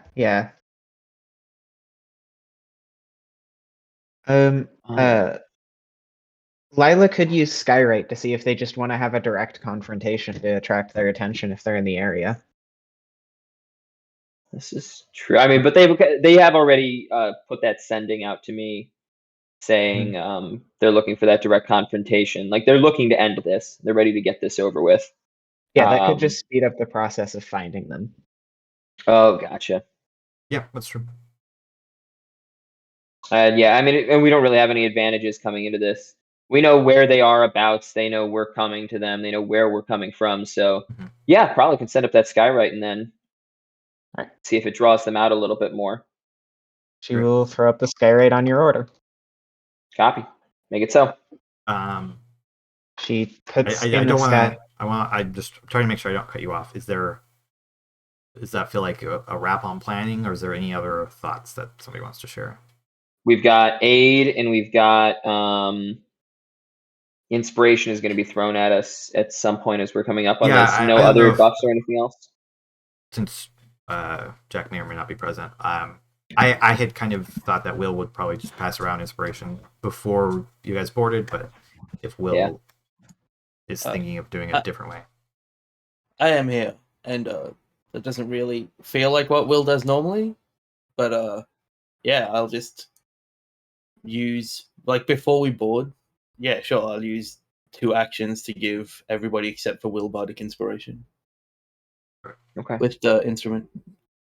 And then Medea for Aura of Protection, do you need anything, or is it just activated using a slot and go? You just have to be near me, and that's it. Oh, sweet. Okay. Yeah, all right. Well, I'll be sticking by you. Okay. Got it. So the plan, just to sum up so I know it, kind of just going straight for them, trying to like ram and board as soon as possible. You guys are focusing fire on Camille and then Aus because they are the lowest HP, and Camille is the most dangerous to you guys. Yeah, she controls the most of the board. Is kind of the. I mean, she's got the spells. Spellcasters are powerful. Yeah. And then after that, probably go for the captain. Yeah. Got it. Okay. In that case, you guys set sail. It does take you some time. You're traveling for most of the day, but you're kind of like, you want to get there quickly. And as fate would have it, perhaps the wind is favorable that you are moving in the direction you want to be moving. After a few hours, I mean, you guys have all this planning in the first hour. You're kind of like talking what you're going to do, and then there is this sort of like almost letdown where you have to wait like several hours more before you even get to the location where they might be. So you have dinner on the ship, and then just after that you come into the waters where you should be expecting to find them. You have the sorry, I'm just for names now. So long. What is their name again, Sarah? Lila. Lila, there we go. There it is. Yeah, there's too many names here. You have Lila cast Skywrite to advertise your location. And not that long after that, you see with Spyglass on the horizon the Blackened Skies, and you begin to move in towards each other on the open sea, not having really much that you could think of to do tactically differently. And we're going to take our quick break right here, come back, and go straight into it. All right. So we'll take 10 minutes, and we'll see everybody in a bit.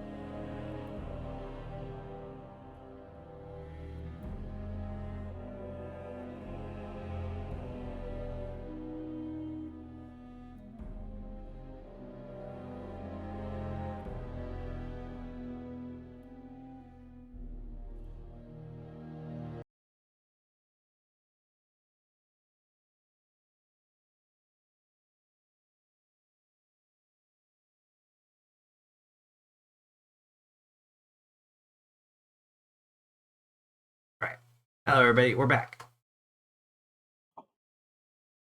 Into it. Okay, so you see the Blackened Skies approaching you, and you are full on ahead. But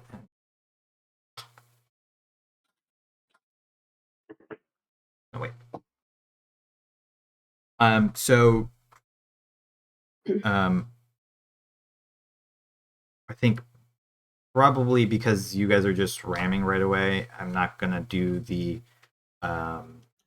ship rules unless you guys want to do more than that. I All don't we want to think really do is get off that fire burst to try to stop them from taking an action for a round. right. Well, it's not going to affect the crew. Okay. It'll give your guys a slight edge. So but I just mean we'll just, rather than doing like because there would be like a couple of lives in between there. Neither side's going to be able to like finish each other. So we'll like go move a little bit quicker than that. I'm not going to start you far away and like have you guys do a bunch of turns. Just move. Is more what I mean. So you all approach the feeling on your guys' deck is tense. There's a pre-battle intensity to everybody, both the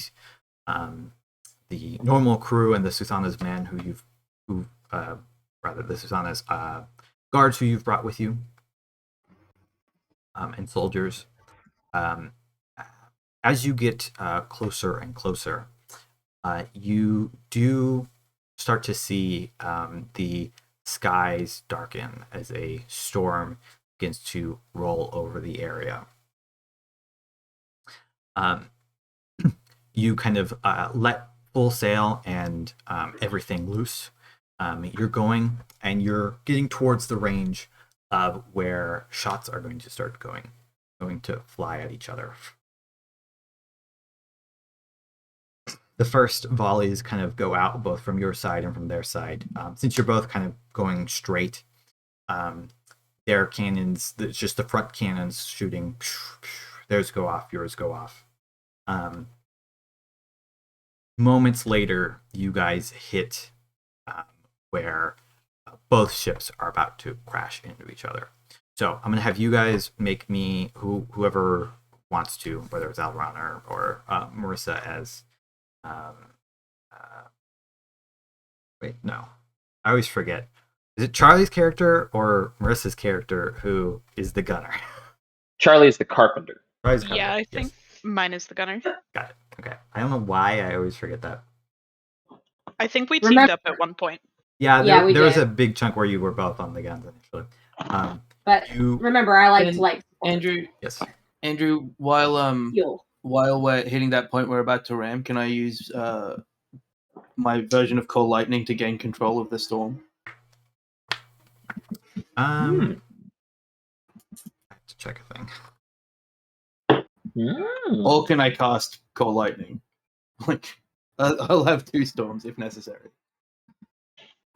I up your storm with another storm. If you're looking if you can take over a Call Lightning storm, it's weird. I looked it up for a different reason recently. You know what the weirdness is? Yeah, technically Call Lightning doesn't create a storm, so you don't get the bonus damage or something, but my thing doesn't give that bonus damage anyway.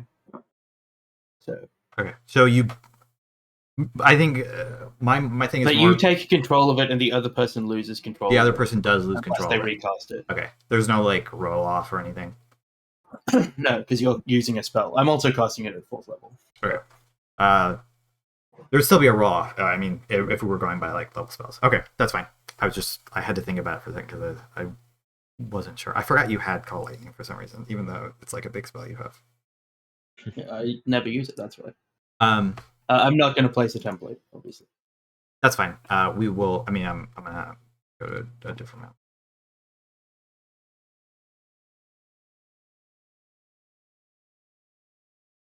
If I can, just throw some cold hailstones at their ship, I will. But I mainly wanted to have it set up in advance. Certainly delightful, though. That sets the The scene. storm roils in, and you just see like from the up near the helmsman, like Will just curls a hand, and in the cloud, a white cloud comes and just caresses the storm towards us, and like it's now controlled by Will. I think Sulveran Like- is just kind of like watching this like full on awe, because to control a storm would be there's many times where he would have found that quite useful. Yeah, good nerd.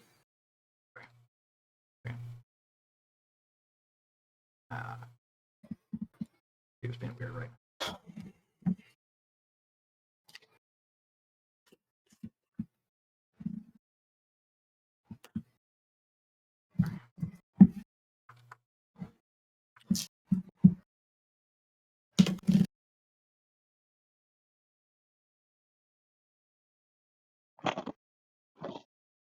Okay, so Will takes control over the storm that has been building. Marisa, go ahead and roll. So it's going to be 1d20 plus. Yeah, 1d20 plus 4 plus your sailor die, so d6 for that attack roll to see if you. Basically, this will determine whether or not the ship's on fire when you're going in on it. Okay. Can I use Lila to give my once a day advantage? Sure. Yeah. You all have that. So, you want me to reroll that? Yes. That's what's You happening. could also apply inspiration to that, couldn't you? Lila doesn't have inspiration because we'll give it to the characters. Wow. Okay. I didn't get my bad rolls out of the way early on. Sorry. It's okay. 12 Y'all are isn't just terrible. stealing my thunder. Sean, I did a 61 damage as a swashbuckler the other day. In a round. Why must So why you must know. you hurt But me? part of the reason why I needed to do that first was to figure out whether I need to use the ship on fire map or the ship not on fire map. Excellent. I did have both. Oh, I'm glad that you've prepared. You know, I try. Oh. My microphone's good enough to pick up my card, like, rippling, which is weird. This is the best map I could find. I know that your ships look more different than this, but I like this map because it was both ships together. Okay, I'm going to pull us in. We will do also the ramming. So.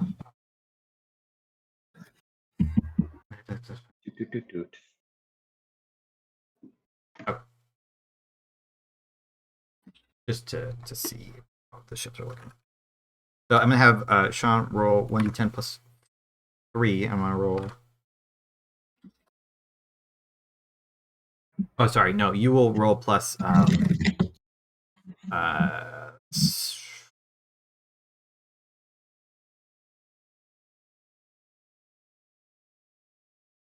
It's movement plus ship size, right? Yeah, Or I'm just ship trying to weight, remember or what whatever your. it is. 5. Unless you're giving us the benefit of a full sail. No, I was gonna give you full self, so 6. So total would be 10. 1d10 plus 10 versus their 4. Gotcha. Oh, motherfucker. Let's see.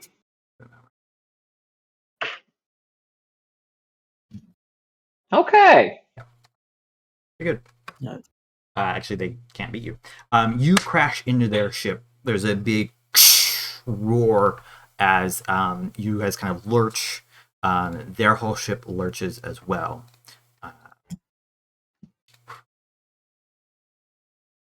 So I'm gonna pull everybody in. Doot doot. And then the channel divinity goes up. Which one? Sulveran's, right? Yeah, Sulveran. Yep. Yeah. Anything that you wanted to ready would go off at this point. So I think- assume my Blackened Storm happened largely in the same point, so I can't Yeah. do that. Because that lasts a minute. 10 minutes. 10 minutes. So What's the range? So 135 feet to Okay. the storm. Okay, yeah, it would happen because of the way that the ship distance work, it would happen Yeah. while the thing is going off. So yeah. Yeah, that's fine. I'm gonna pull them out. Ooh. And then I you still guys can't can see be... anything because I don't have any tokens on the scene. Oh, let me fix them. Sorry, I always forget about that part. Oh, it's These 4 Charlie, plus your level, you actually right? rolled. This is the best we've ever got from Sorry. this. Oh, so it's 12. Y'all get 12 temp HP, everyone, including like our our side characters. 10. So 95 HP total. That's not bad. Good goddamn. yeah, make sure you add your 12. And that's on top because I used aid, not less, so. Yeah. Or not the other. Well, that's nice. Damn, Uba is at 98. I will ask Alveron I'll as hit well. us first for fairness then with the storm. Just to balance it out. I will ask Alveron before the battle too. Do you want me to like prioritize staying next to you or prioritize killing Camille? Hopefully you and I can do that together because Well, I think just because of the initiatives might work, I think they would probably want to know that. Yeah. probably I will can- focus on why don't you focus on getting Camille down? Because the sooner that's done, the better with this. I Also, can just also to double. prioritize getting you I'm to just gonna Camille. put you guys on the map, and you can be where you want it to be when the crash is happening. Cool. Sara, can you say what you were saying one more time? I can prioritize getting you to Camille. Yeah, let's prioritize getting there together then, probably. Okay. I'm Focus gonna tell should you be then now. You here. know about my Sorry. initiative stealing ring, right? I'll use it if I can. I'll make sure that I go first, so that I can make sure I'm bringing you to them. Because I have a way to do that. Okay, cool. Yep. Jack, So I even also, if that means stealing my initiative? I did. Yeah, I think you weren't here when I mentioned this to them, but there are the sailors and guards on both sides are jumping over and fighting each other. But because I want to do this more cinematically, like they're kind of gonna not be, the officers are fighting the officers. They're fighting each other, kind of thing. So there's combat happening around you. Is the basic dealio. But I don't want to get bogged down in either a skirmish or having because otherwise there would be 20 other tokens on here. And I think that's a little excessive. Sure, but I could just kill all of them with the storm. You could, but Both sides. then Camille could be doing stuff. That's all my turn. Yeah, that's why That's my whole game. That's why I don't want to do that, because it's just like a little bit. You'll get bogged down in killing a bunch of randos, and it just drags out the combat. Wait, since this was called in the storm, wouldn't this be a 5d10 storm as well? No, mine doesn't have Oh, okay. the benefit. I Because traded they- that for the ability to pick lightning or cold damage. Okay, everybody's where they want to be. Go ahead and roll initiative. Where is Uba? Right here? Also, Can you not see It them? was there on the Sorry. left. no, okay. Okay, also Alveron and Sulveran would get the +3 to initiative bonus. If they're within 10 feet. Who has the advantage from Sulveran? You do. Because we Cool. want you to be able to spellcast fast, I'm assuming.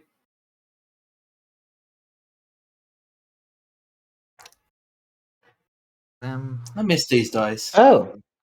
Hey, I actually rolled pretty good. Are you fine with me stealing your Sean real quick? You Your guys rolled initiative? much better than last time.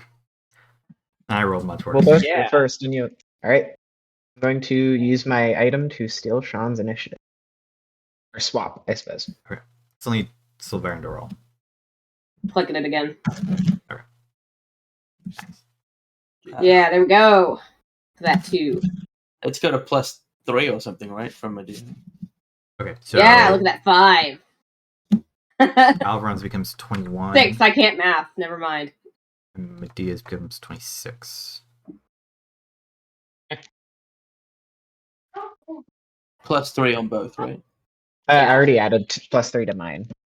Okay, so Alveron will be before Will anyway, so it doesn't matter. Yeah, doesn't change anything. Good, you'll the be thing in the about middle of an negative healing. incendiary Actually, it cloud. literally doesn't change anything because of how low Sulveran rolled. Yeah. All right. As the ships crash together, Will takes control of the storm, and Sulveran's spell goes off. Crew from both sides begin to leap across the ships. Some smacking into each other, falling into the water below. Others making it to the other side, beginning to exchange blows. Medea of the party is the first to act. The distance here is short enough that you can leap over it. I would like to grab Alveron's hand, and I would like to use the flash step ability from the armor to teleport us both right next to Camille. Okay. As an action. Yeah, it'd both be moved to, I'll say, right here. So I come right with you there. Sorry. Yep. No. Whoa, Jesus. Okay. Medea grabs Alveron, armor glowing, and moves themselves over to the other side of the ship at the back end where the wheel is, next to Camille, who looks at you slightly surprised. Medea is just going to smile slightly, and then that is their turn. Cool. Do you have any bonusing actions that you want to do? Nope. Okay, got it. Alveron, you are then dropped right in the middle of the fight. The captain is looking at you. Camille is staring a little bit like annoyed that you're already up in their face. The captain, however, is laughing. Alveron, you've already come to me. How easy you make it. It is your turn, though. Cool. Gonna cast Hex as my bonus action. And throw it down on her. Yeah, I did not consume the spell slot. So Camille is, or it shouldn't have rolled that. I'm sorry. It just said it was part of the spell. That's my bad. But I will cast Hex on her, and then can you cast 2 spells in one round? Not 2 leveled spells. You could do like a spell on a cantrip. Oh, a cantrip though. Okay, cool. Yeah. If one of them's a cantrip, you can do a leveled spell on a cantrip. Awesome. Okay, then I am going to, let me just make sure of something. So you could Booming Blade, for instance. Yeah, that's what I'm looking at. I just Yes, want to make sure because I that think work. she's going to try to get away from us. I don't know if she would recognize what the spell is, but we will see. Does Booming Blade work with sneak attack? Explicitly, yes. Yes, it does. You're It still is a making an melee, because you do the normal damage, it says, and the normal effects. That's cool. Awesome. It is really badass when it works. And Okay, so I will do Booming Blade, and I will be getting my sneak attack in. So how is that going to work with the roll? You'll make a attack roll as normal, and then on a hit, we'll do basically all the damage and then the movement and stuff. So you have to hit still, but it's just your normal attack roll. That is what has always made Alveron interesting, is Alveron does still need to hit. You do still need to hit, yeah. Okay. All right. Let's fucking. That's gonna do it. That did. Awesome. All right. So that is technically. We do seeing a first in battle. Nice. So this is Booming Blade, so I get the. Make sure. It does an extra D8 thunder damage, so this is gonna. Wait, do I just need to hit sneak attack, or should I just? It's actually 2d8. And it should be my regular base damage should be doubled, as well as the Booming Blade should be doubled, right? No? Why would that be the case? No. What? Why would that be the case? Oh no, I just need to apply sneak attack. Sorry, and then so it's 2d8 plus sneak attack, or 1d8 in sneak attack. So you're above 5th level, so it's 2d8. Gotcha. All right. And then in 2 levels, sorry, 3 levels, it'll go up again. Yeah. No, Okay. I believe booming. What? I believe booming blade does the 2d8 if they willingly move, but it only does 1d8 initially on the first on a hit initially until 9th level. So it's a d8 and then 2d8 if they move on top. Oh, okay. No, it says at 5th level the melee attack deals an extra 1d8 thunder damage, right? Yeah, that's what I'm Yeah. saying. It's worded very weirdly. This So spell. they don't take this damage unless they move. No, they take 1d8 automatically no matter what as a rider if they attack hits, and then they get an additional 2d8 if they move. Sara is correct. Yeah, I'm looking at the spell right now. At 5th level, the melee attack deals an extra d8 thunder damage to the target on a hit, and the damage from moving is 2d8. Yeah. Right, that's true. So, Right. And then we're Yeah, sneak- booming blade is word. Really. So Okay, go we're ahead. gonna Roll sneak sneak attack. attack. and yeah, so we'll just, I guess, take the first d8 of that. That's fine. Which is an Whatever 8. it was, and Yeah. then I will roll sneak attack and hex. Oh, And I don't need to do the spell slot. that's pretty good sneak attack, You- actually. Oh, that's fine. See, you roll hex already, but I'll take the 3. No, sorry. No, 36. 36. Okay. So I thought I would help you out for the amount of math there was in that. 33, I appreciate it. Got it. Okay, so you stab out, appearing suddenly in front of Camille as soon as the battle is opening. Your rapier shrouded in this thunderous energy. It hits them. Their body beginning to glow slightly from the thunderous smite. They are bloodied immediately from that strike. A gaping wound opens up in their side, and blood comes out of it. nice. You love to see it. That's Alveron's turn. It's then going to be Will. Man, Dissonant Whispers does so much if she fails this save. Because it's Booming Blade plus 2 attacks. Yeah, and you could get sneak attack from Alveron again if it works. Yeah. That would be fucking All right. I will do that because I think she annoyed Will last battle. So Will, points and begins this really low Gathite hum. She normally doesn't try to make this as painful as possible, but in this case, she's her throat starts throbbing, and the vibration starts to bounce around inside Camille's head as I use a 3rd level Discordant Dysrhythmia. Ooh. Oh yeah. Poppy likes. Well, let's hope she fails. Your choice of words is incredible. Just I aim to please.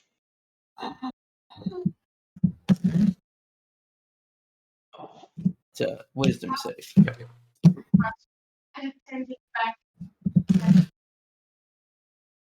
Instead of just battering them all with 1 hailstone, I will do 5 damage.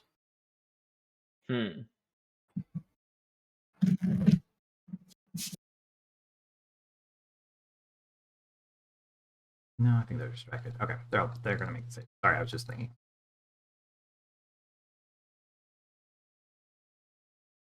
Oh. Oof. They do take succeed. 5. Unless I have So they something else take- that I've forgotten. I don't. Oh, nothing. I know you don't. Aid help at all, or you bump that, or no? No, there's never mind. No. Sorry. No. Bane would be anything that would affect it here. Okay. So the target is half as much and doesn't have to move away. So they'll take 5. Which, I mean, they're pretty close to dead at this point. They don't have a. Great. They're a wizard. They don't have a ton of health, and you just. Glad just I need- rolled Alveron hit them for so half. far below average on 5d6.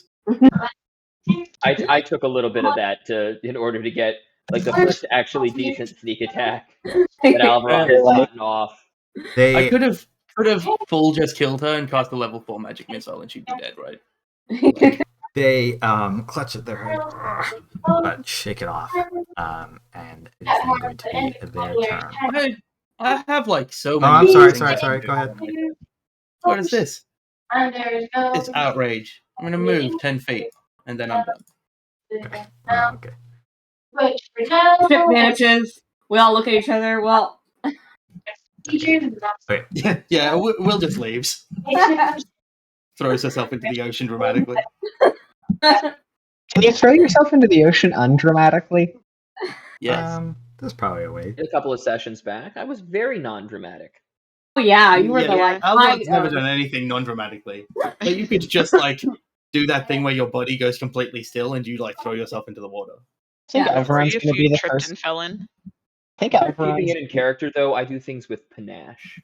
Alveron's going to be the person who becomes a theater teacher as his future career after adventuring. Christ.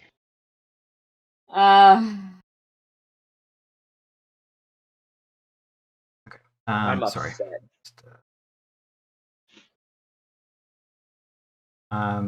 He is in a pickle.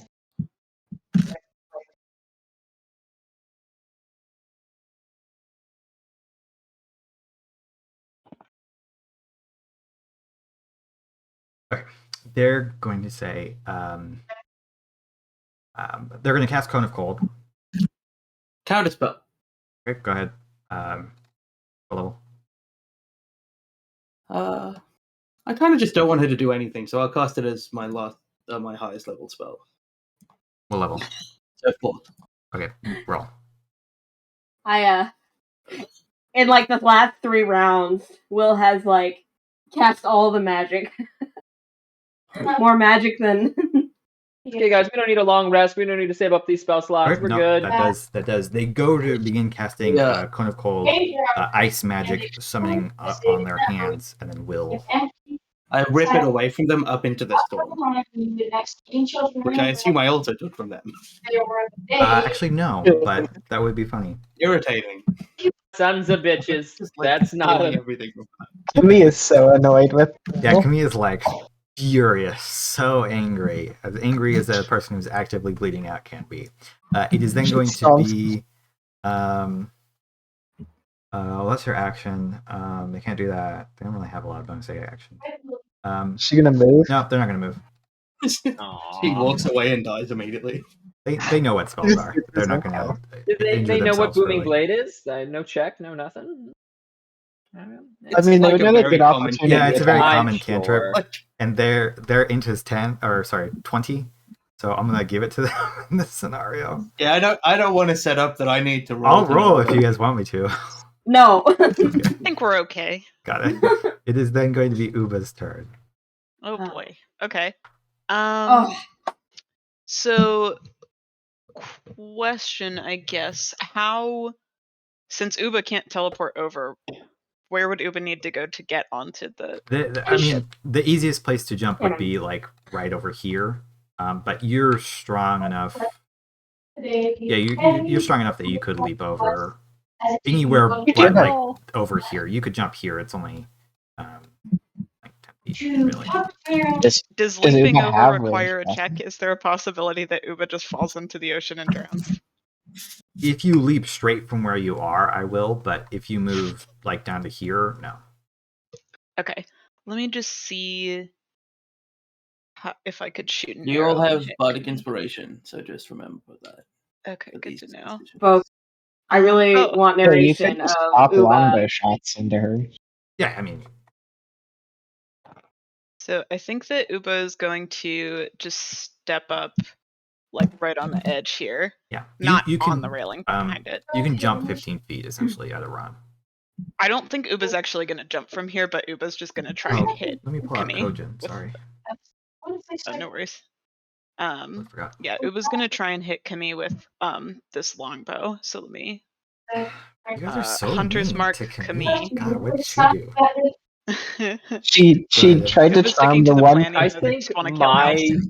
absolute vile hatred of this wench. It's terrible, No, it's I'm fine, not I'm even just going to joking. try at this I point. like how you use the word wench there, Sean. It Okay, really so adds. let me to the weirdness now of the Hunter's character. Mark is Thank cast. you. Let me roll. That's This one. common Doesn't trollop, hit. you could say. It's And common that's- trollop. Yeah, Listen, she's I've tried so hard to get the probably sexism out of my dead. own life. I'm having a hard time getting into Roll the character, damage character first, based just on in it. case.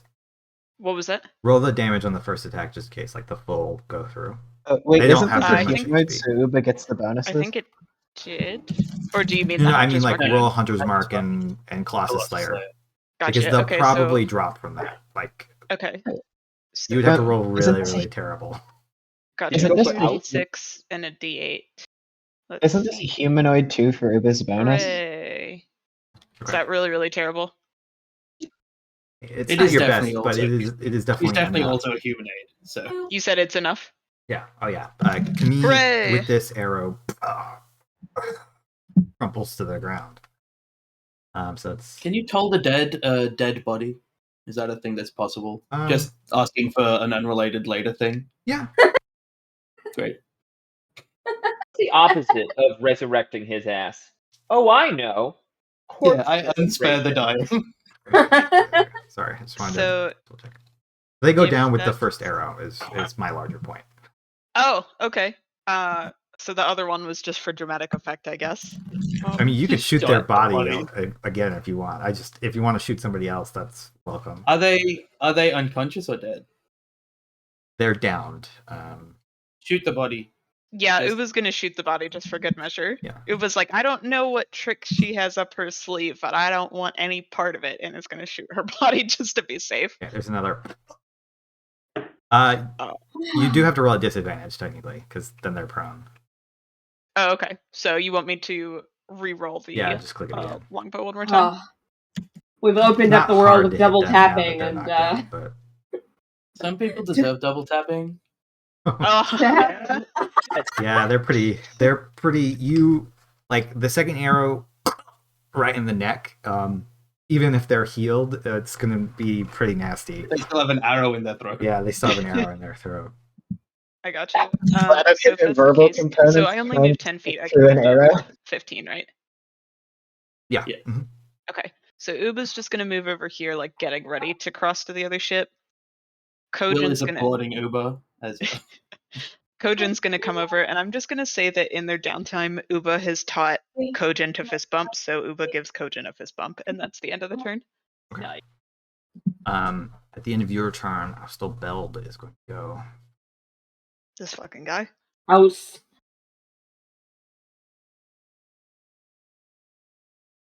Imagine if we had Wall of Force and somebody had readied Wall of Force for the first time someone jumped across. And they just face planted into a Wall of Force. Plenty. Imagine using Wall of You're gonna- Force to where a ship is sailing, so it sails through the Wall of Force. They're going to The move whole- bonus action dash because rogue to get to Sulveran, who hasn't gone yet, and they are going to attack you. Oh, Oh shit. okay. Hello. Sylvan's very cordial. It's like, would you like to talk about Mordain? You're not surprised though, so it's not going to be a crit, but they do have advantage on these.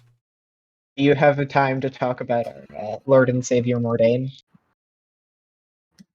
If not, I can make you an appointment. And That's actually a pretty good where are bet. their advantages from? They're an assassin, Okay, and you haven't gone yet, which is why they targeted you. got it. What did I say? Yeah, that hits. Use the attack. Oh, that lovely temp HP. It was nice while it lasted. And that's not it. Yeah, you'll be fine. Oh, sorry. That's another 11. Yeah. And then they're going to use their offhand to take a swipe at you with a short sword. They use their bonus action to dash, right? Oh, you're right. I'm sorry. Never mind. Look for That it. sneak attack is nasty. See, this was... Thank you. Not terrible, great. though. You're not Is it, surprised, I though. showed up just for that moment You did. and You to did. correctly counterspell. Yeah. Those are the two things. I'm done now. That's their turn. Garrett's I do like going that to go- Camille came into the battle, immediately couldn't cast a spell, and then went down. Moving over to Look, she deserved it. Alveron. Oh, Got boy. fucking Green Lantern. He's going Oh, to... I only get an opportunity attack when they leave my range, not if they enter it, right? That's correct, yeah. Yeah. Okay. It's only... Polar Master is the only thing that gives you that. But Medea yeah. has Polar Master, right? Yeah, but I don't Right. have the 10-foot reach thing going on They have right now. their I got Spear your shield, yeah. Sad. They're going to rage as a bonus action as they get to you, which also lets Theba rage. So the dwarf twins are raging, both of them, their faces contorting in anger as they bellow out. He's going to attempt to hit you with a battle axe. He's going to do reckless, so he's going to have advantage. He gets 2 attacks. So this is gonna hurt. Maybe he has to. Well, Never mind. I was gonna say he had to hit. So the first one Um, definitely hits. The second one misses. Sorry. Sarah, can you turn your mic off? Thank you. Okay, that's actually +4 in total. Let me add their rage damage. 12. So 16. No, 24. Oh no, the second one misses. That's right. Yes. Yeah. That's correct. Okay. So only +2 then. So 14. Okay. Sorry. I was waiting for this huge pool of dice from the crit, and then remembered they're just a barbarian. Yeah, they're barbarians. They're not God. super damage. All right. I mean, I'm sorry. I just want to fix both of them. I forgot that. An ominous cone just appeared. It's because I had the rage effect on them, but that was the thing that was giving you the error, so I took it off, but I forgot I took it off, so I needed to adjust their things. Also, the Oh. cone was me because I can't figure out how to delete it, so just That's right. pretend that that's not there. Okay, I got you. I got you. That's Garrett's turn. Your Vistanis is then going to go. He's going to step up to here and throw himself across. Sorry. 5. If he's throwing himself across, is he counting as a thrown weapon in this case? Yeah, sure. He probably has proficiency with his own himself. With himself. Pulling out his long sword, he's going to take 3 swipes at Bill. Can I get a Jorvis proficiency? You train with his dead body long enough. Okay. Yeah.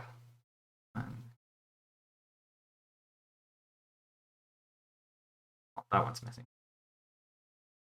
That one misses as well. He only hits you once for 9 points of damage. Join on his part. So he leaps over. The first strike taking you, a little bit surprised as this hulking man comes up to you. But the next ones you definitely dodge out of the way as he swings wide both times. He's going to say, "No more casting from you."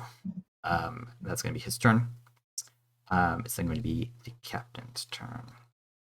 Oh boy.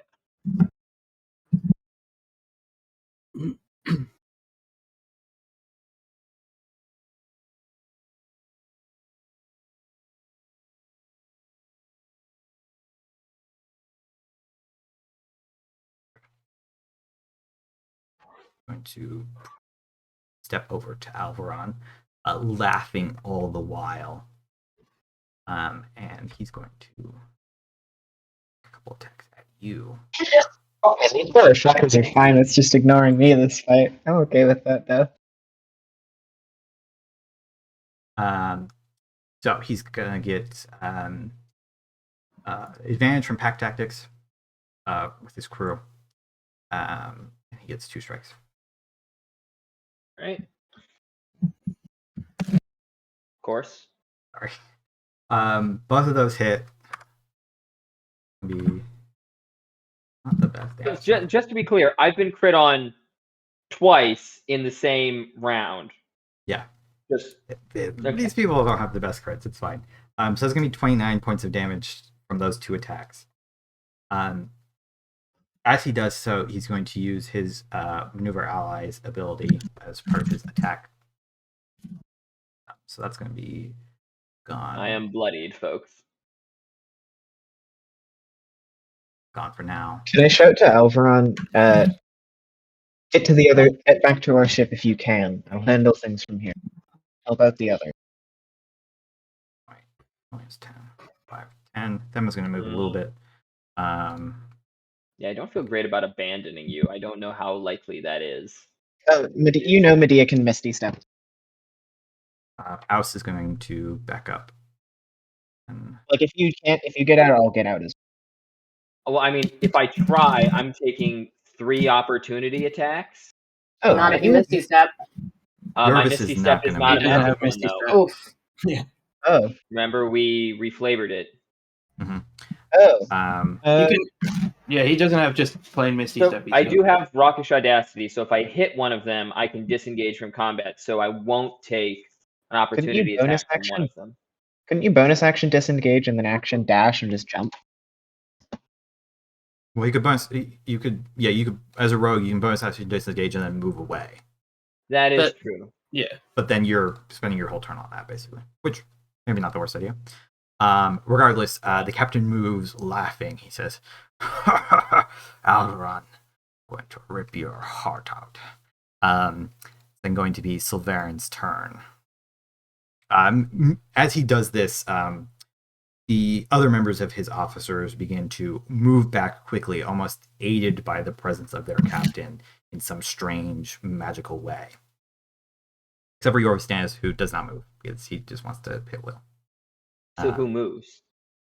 I moved them already. Thumma and Alstel moved back a little bit. Themma moved up a little bit. Camille's dead. And Jared is next to you, so he doesn't want to move.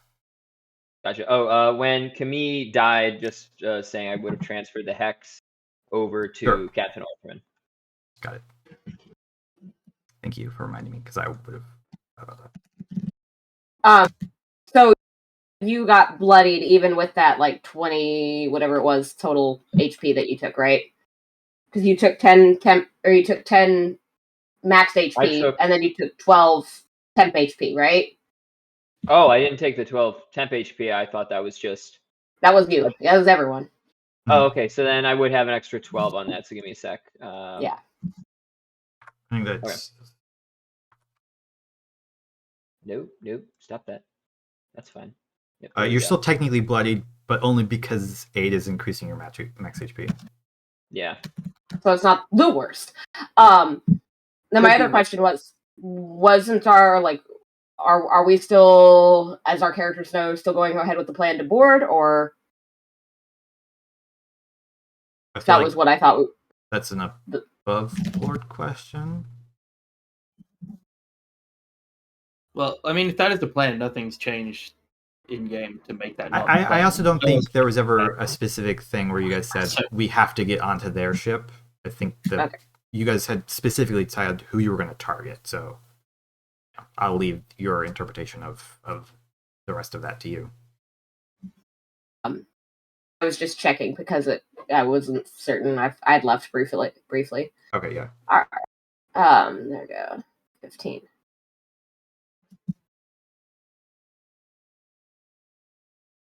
The best enemies are dead enemies. You got Medea next to you, so I'm gonna move forward as soon as I get that over. I know it's harder to see on your guys' map, but just so we know, the stairs to this upper area are over here. Basically the reverse of this ship. The mast is a little bit... Just in case it matters to Will or somebody else later. Alright, so the upper is an upper deck, and then this middle area is all a like same level deck. Correct. And then the corners. It's not like a huge difference. It's like 6 feet up, but to climb it would take extra movement. Which is why I mentioned. Yeah, Sulveran's just gonna like stomp forward and Spirit Guardian, I think.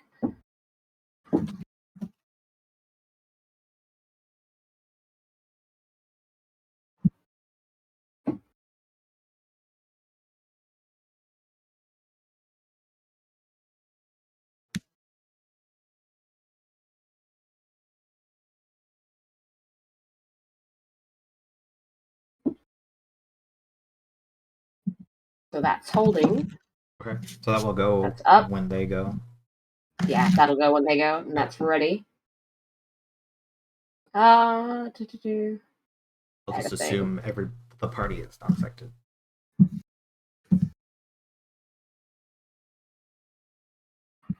That's your action? Yeah. And I can only do like one spell, so we're good. Okay. One sec. I'll be right back too after this turn.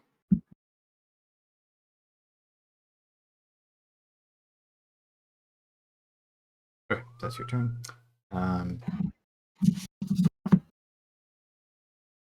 Thema is then going to go. It's a little bit crowded up there.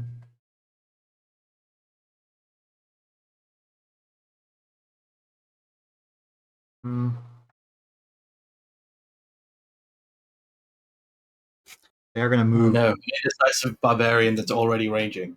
They're going to move onto. I'm just trying to figure out how. Power master attack. Yeah, you can get a reaction. I'm just trying to figure out where they're going to land as they charge in. That's going to hit. I hit. Okay. You wouldn't happen to crit on 19s, would you? Oh, they rolled Yeah, an that's- 11. That was an 11. Yeah. Nice try. You think critting on...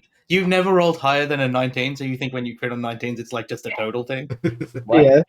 They rolled Yeah, an that's 11. No, I thought their attack. They rolled a 9.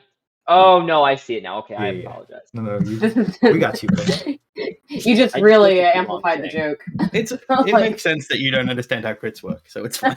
No, that's not what happened. But That's okay. I get what you're going for. I knew what happened. Okay. Any mites or anything? Before I move on. No, I'm just going to throw out on him. Okay. They take that. Their dwarven raging resilience does half that damage, so they're only going to take 5.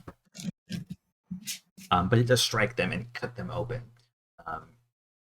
Garrett looks quite angry at you. However, Thema, perhaps slightly more level-headed, is going to go after their main target and recklessly attack Alveron. They're both fighting the same target, her and her brother, so she's going to get advantage. They still only have +6, I'd expect nothing less. That one's going to hit.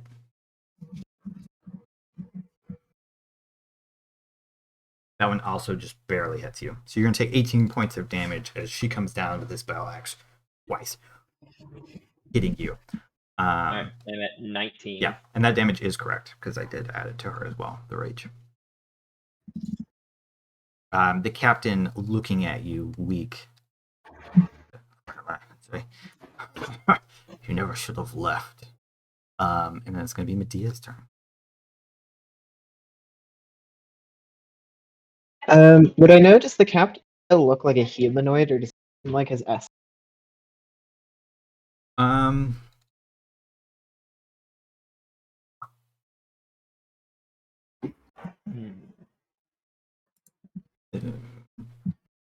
Do you, as a player, have an idea of what you think he might be otherwise?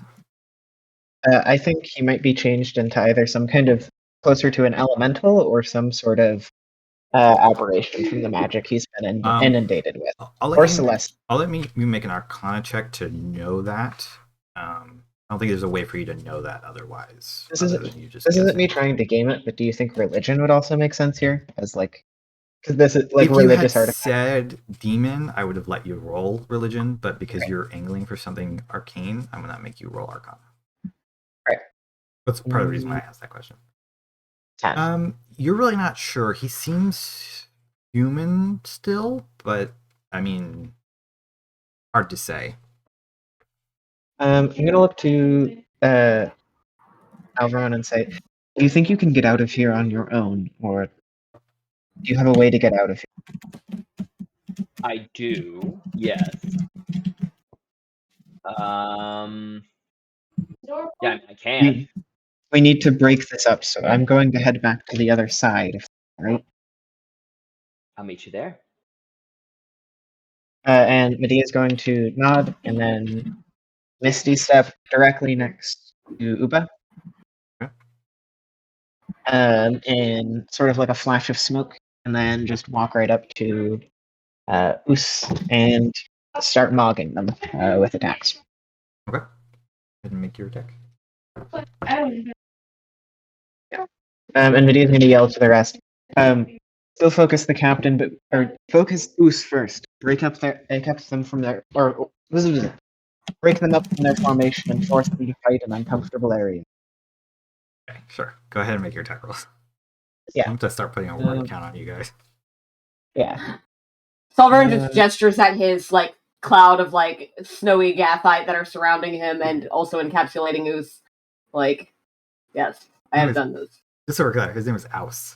Aus is his name. Will gives you a thumbs up while dodging sword blows. The first one is a miss. The second one does hit. And then a smite on the second, so 20 damage total. Okay. He takes it. It seems to like. He holds up the rapier and short sword, ready to go in on the next turn. Okay. That's your done. So then we're gonna go back to Alveron. Gotcha. I will use my bonus action to disengage, and then I am gonna go right over the railing into the water. Okay. Smart. Yep. I'm not trying to get across. I'm not provoking an opportunity attack or something else across the ship. I will then swimming underwater. How much of my movement there did that use up? Getting over the. I think it's just the 5 feet to drop. You are, just so you know, if you wanted to get back up, you would have to climb, and that's like a full 20 feet. So you probably couldn't get onto your ship without dashing. No, that's okay. I mean, I'll just swim under the ship this round and come up on the other side of the ship next turn, if that's all right. Which ship? Our ship. So going this way. Okay, so you want to be all the way over here? Yeah, just swimming under. Alveron provokes an opportunity attack from a shark with all that blood. It's an opportunity attack from the ship. Do worse. So you're moving and then action to dash as well. Yeah, that'll take me over, I think.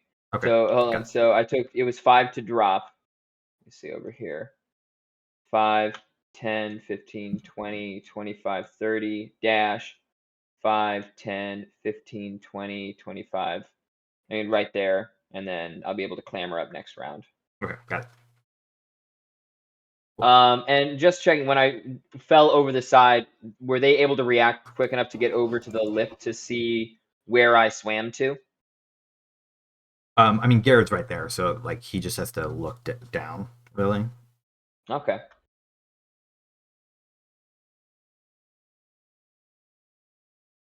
But I mean, they really only see you go under the ship at that. After a certain point, you're out of sight. Okay. Okay, that's your full turn. Just movement. It's then going to be Will's turn. I lost concentration on the Beacon Storm Okay, cool. Fuck. from the last hit. Storm's still there, but I it's not doing anything. Yeah. Do it. I will turn to the guy that's fighting me, and I don't really have a brain for role playing right now. Sure. But Will basically, with very like stern but soft words, like in between dodging one of his attacks, like ends up very close to him and says, "Just jump off the ship and swim." And I'll use Captain's voice. Is wisdom saving? Yeah, it's suggestion. I just want him to swim as far away and swim as far away as possible.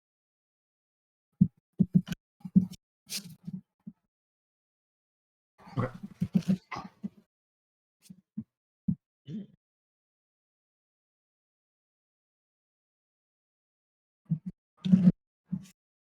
Okay. Anything else? No. I'll just stay here and continue to watch like what's happening. Okay. By this time. Can I because my brain is bad, can I make an intelligence check with Will to work out why everything I just did doesn't work?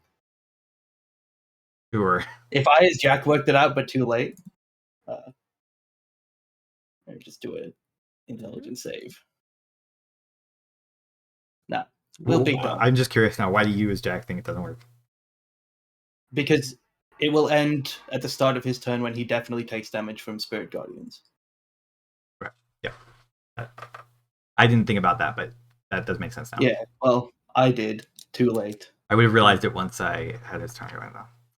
All right. Uba is then your turn.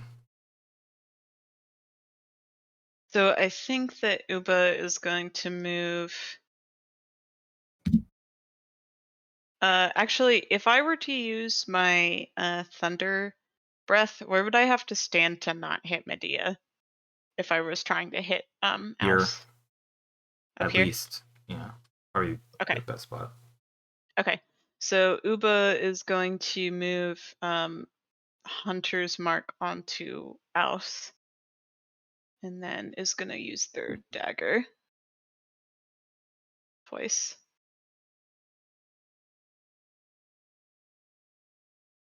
And then you should get your one thing for the bonus damage, right?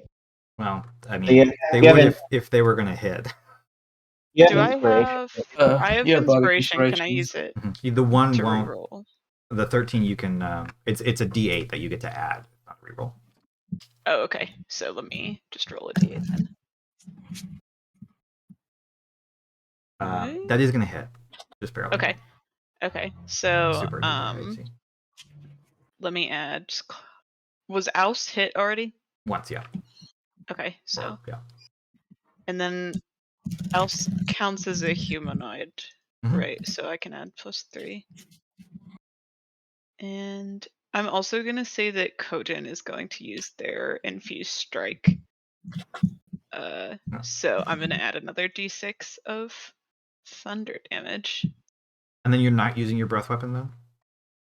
My breath weapon's a bonus action, so I will after this, assuming Alce is still up, which he probably is. I think you. Yeah, you have to use your bonus action to move Hunter's Mark. Oh, okay. Then if that's the case, I won't use the breath weapon. Forgot got that. it. Yeah, I just wanted to clarify. Okay, so I think that's it for Uba, and if Alce is still up again, which I think he is, Kojin gets their own turn, so I can use bite. Mhm. Right. Okay.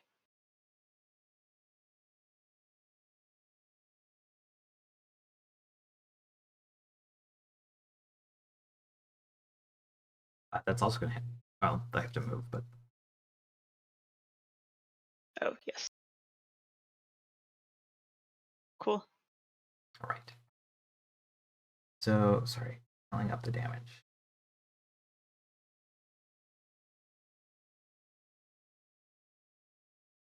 $41. Did I math that right? Let me check that. I think I did. I think so. Yeah, 41. Okay. House becomes bloodied as you stab him with the Emerald Dragon Dagger. The second blow, he dodges out of the way. However, the thunderous damage almost blows out his side, and then Kojin runs up and bites him in the ankle. It's gonna be his turn.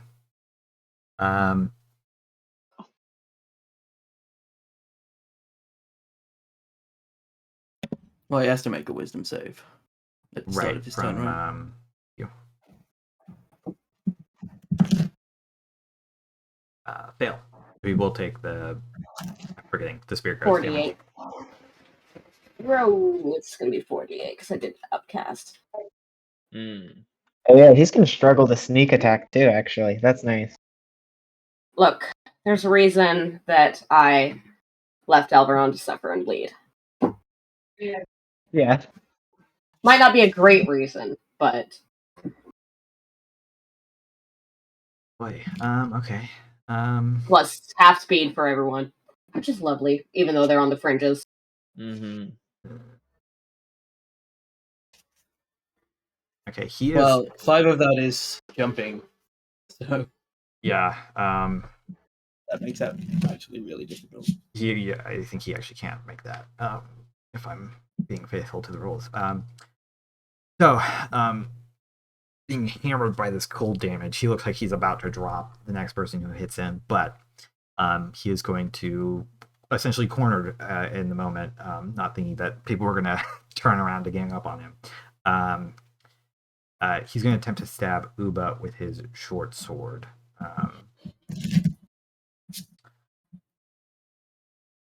He can't sneak attack, correct? Correct. But the short sword is poisoned. So Oh. I do need Yes. you to make a Constitution. It hasn't hit anybody, I don't think, ever. But I do need you to make a Is- Constitution saving throw. Okay. You get a +3 to it. I get a +3 to the Yeah, con because save? Medea is standing next to you. So I know I have to do one for Hunter's Mark if I take damage. Will this count for both, or should I do 2 separate ones? Oh wait, no. You have to do No. because you have to work out how much the damage. The Hunter's con Mark save doesn't is for the count. poison, so then you'll have to do another one for. We also don't do concentration on Hunter's Mark. Oh, that's right. Okay. It is a 7d6 damage poison. Uh-oh. Spaghetti. Oh no. It's a Is it worth 9. adding So you Bardic? you already used your bardic. They did. I'm a little in trouble. It At least I wouldn't can use make protection the- from poison later. They would have to roll an 8. It doesn't necessarily poison no, you. they have to roll a Just 'cause the 6, damage 7. type is poison. Yeah, it's Oh, not. okay. You don't become poisoned. It's just extra poison damage on this thing. I see. Well. Ouch. How much damage do I take? 34 points of damage in total. 25 of which is poison. Now, Marisa, you did add your top. Okay, cool. So you have 12 on temp and 10 on max. Yeah, I'm still not having a good time, but would have been Yeah. having a worse time without that. All right, just Yeah. double checking. So he strikes you. Looking around, then he's going to. God, he's so surrounded.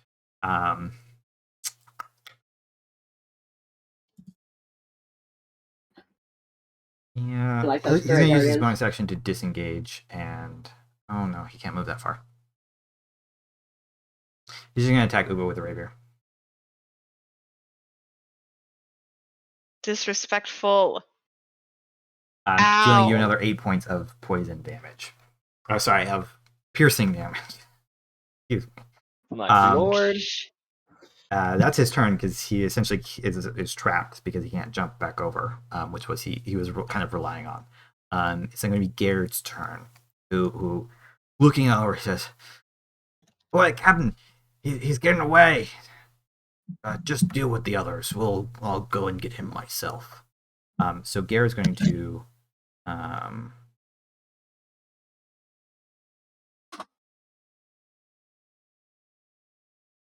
hop up on the railing and hop over to here. That's his movement. I'm sorry. Actually, that doesn't work. No. Yeah, he can make that jump. 18. Sorry. And then it's going to. Oh no, that's right. They're barbarians. They can move 35 feet. Forgetting. 5. There we go. Okay, and then he's going to attack Medea twice, recklessly. Get my Polar Monster attack because he came in range. Yeah, because you've gone since use a Extra level. 5 points of damage. Doesn't matter that much unless Uba's gonna attack him, but yeah. It might factor in. He's going to recklessly attack you twice because he's got 2 attacks. First one misses. Second one hits though, dealing you 13 points of slashing damage as this battle axe comes down on you. He laughs. He says, "Ouch, you're not looking so hot." Ouch just grumbles. It's then going to be Yorvastan's turn. He's going to make a wisdom saving throw. Failing. Failing. Your DC's higher than 15, right? 16? Yeah. Okay. Go ahead, roll the damage. And there's no way for me to not make that hit him so that Will's spell can go off, right? It's just automatic. You would have to drop the spell. Yeah. Completely.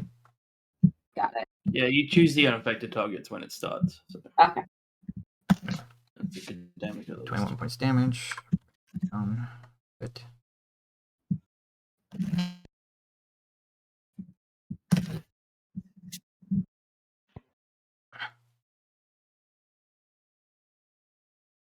Said your magic's gonna fail this time.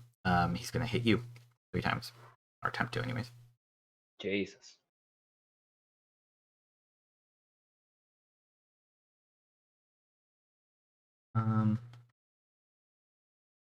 Yeah, no. He's I shield the second one.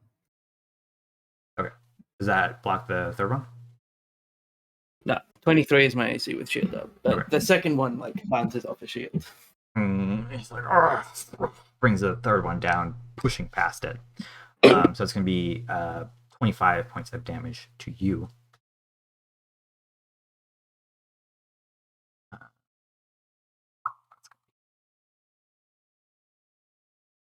He's going to move slightly.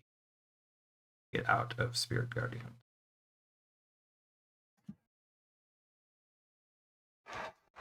It's going to be Captain Othorian's turn, who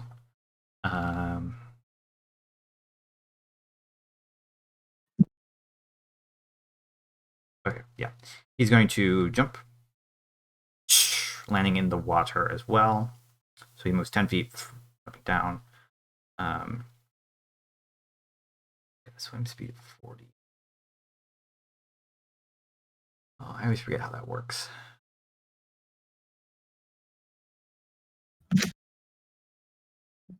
I say he move 10, so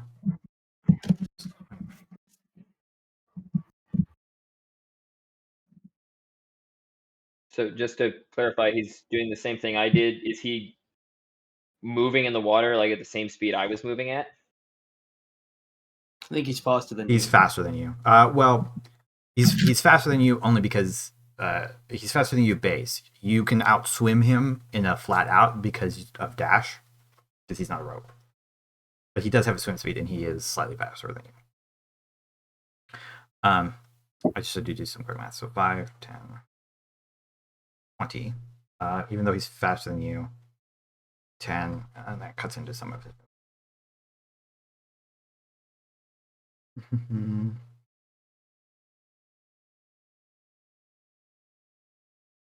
He's just gonna move all the way. So then he'll use his action to dash. 5, 10, 25, 30, getting up next to you.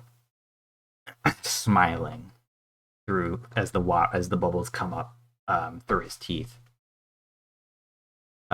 That's gonna be his turn for now. It's then gonna be Sulveran's turn.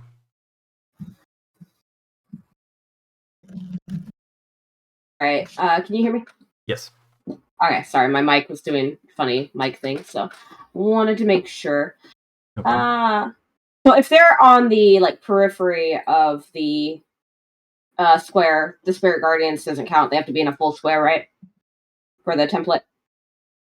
Yeah, there's specific rules around what counts, and the template should be set up correctly. So it's all the blue highlighted bits of the template, yeah, all the blue right? highlighted bits, yeah.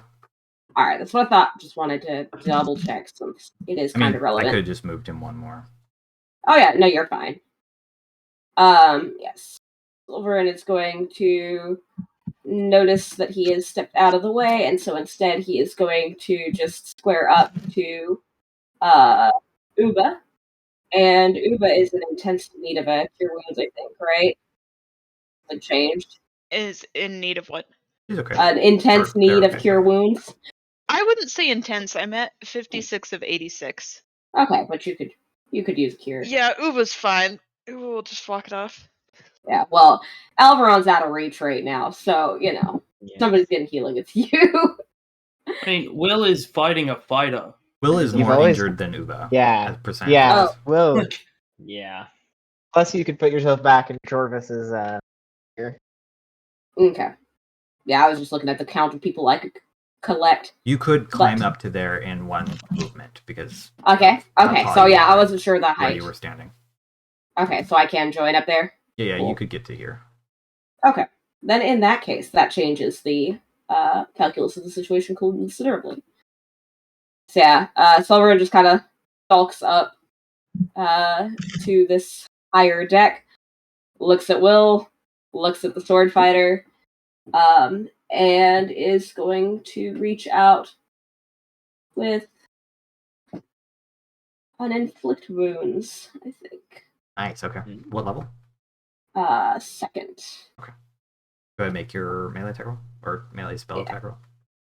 I'm working on it. It's just being a bit slow, and I hit the wrong button because I have moments. Okay.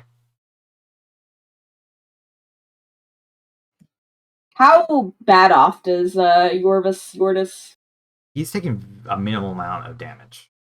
So he looks pretty good still. Yeah, he's only taking your spirit guardians once. That's the only damage he's taking. Okay. He is raw HP wise Robust. the beefiest of them. Yeah, he looks like a beefy boy. Oh, fuck. That You unfortunately. got your bardic inspiration. You Yeah, have bardic that's what I was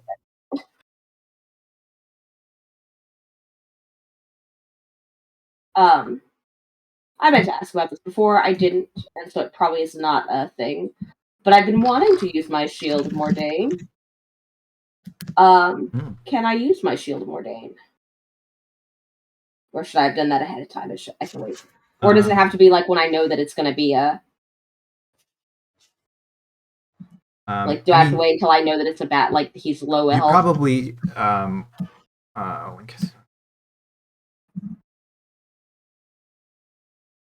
I feel like the wording of it, I have to wait till he's low health. No, you don't have to wait till he's low health. You just we still have to hit. Got it. So it makes him vulnerable to the damage. So like you have to hit still. And oh, I did not roll down that low. Yeah, I should have scrolled. Sorry. Yeah. Whatever. Sorry.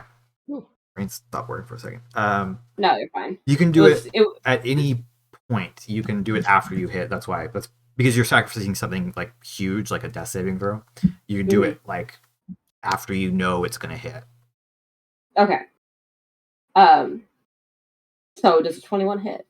Yes, it's 20. But it does still hit. Yeah. I can't math. It's okay. What are you expecting of me here? 20 yeah, so I think he steps up there, and as he's casting this, he's just running a finger very slowly, like along the back of his shield. And it doesn't hum, it's very mundane. But then he says, it is not that easy to escape the winter, and strikes him. All right. Gripping onto him, the inflict wounds courses out, and you feel some of your own life force like waning slightly. Some inherent, it doesn't do you damage, but some inherent willpower to live. You feel you have sacrificed. You are doing the okay. You feel you have sacrificed to the necrotic damage, like sinks into his arm, the muscles momentarily like withering away as he. He's gonna take 34 rather than 17 points of necrotic damage. He's not quite bloodied, but he does look injured from that. Okay, so it's your movement, your action, any bonus action? No, I was never able to pop spirits. I don't think I have a useful bonus action. Let me double check though. Yeah, no. It's gonna be Themma's turn.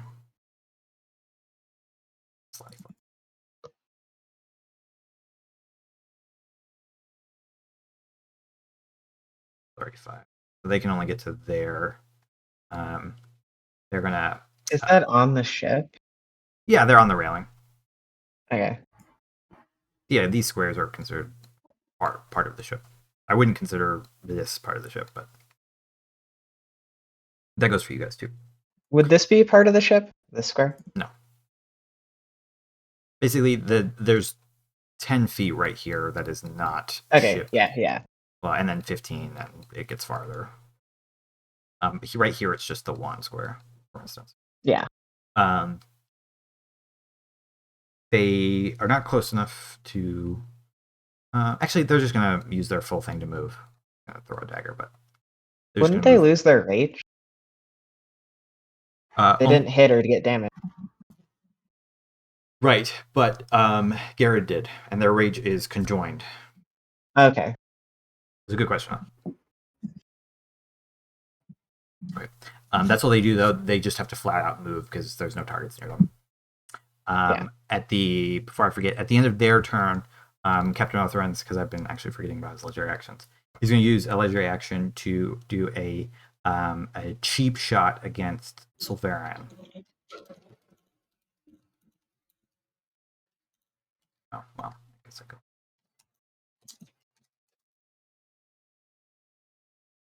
.22, that's going to hit you, so I need you to make me a... Sorry. I just left it up. A DC 15 Constitution saving throw. Got it. No. Alveron. No, you said so. Yeah, you definitely. Sorry. My bad. So you need me to make a con save. Sorry. The captain moved up to you, or he had moved to you, and he's using his legendary action to do a cheap shot. So he rolled to attack, and then he's trying to stun you.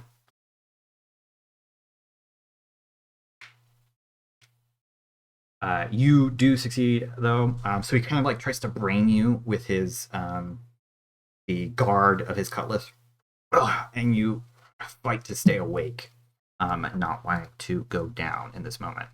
It's then going to be Medea's turn. Was it that close on the roll? You had to get 15. Oh, okay. So you were good. It's not super Medea's? hard, but For me. Did you say it was Oos or Out? house. Like house, but without the H. Medea's just going to try and kill Aus as much as they can. Probably focus gonna fire. succeed. Hopefully. Um, Don't miss. Do the first attack and then we'll wait. Okay, he's dead. okay. Okay, Medea just straight up like drives the spear directly into Aus's chest and then looks at the two. It's the deck of the ship. Actually, he falls out since there's like no railing there. And begins to sink. Unless for some reason Fluid somebody on that wants his body. And then a lot of decisions to make here.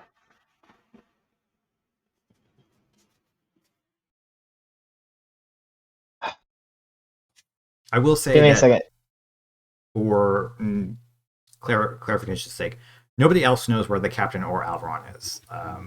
Like they're in the Did we water see the somewhere. captain go underwater? You did, but you don't. I just mean you don't know where they're at positioning wise. Okay. They're under the deck, and nobody saw where they swam to at that point. Okay. And he is going to take the 2 opportunity attacks and use the extra movement and just climb up to here. Okay. And partially because I want to get it closer to Jorvis, but also because I want to give Kojin the chance to get away. Are they going to take the opportunity attacks? Yeah, they'll attack you. You're moving away.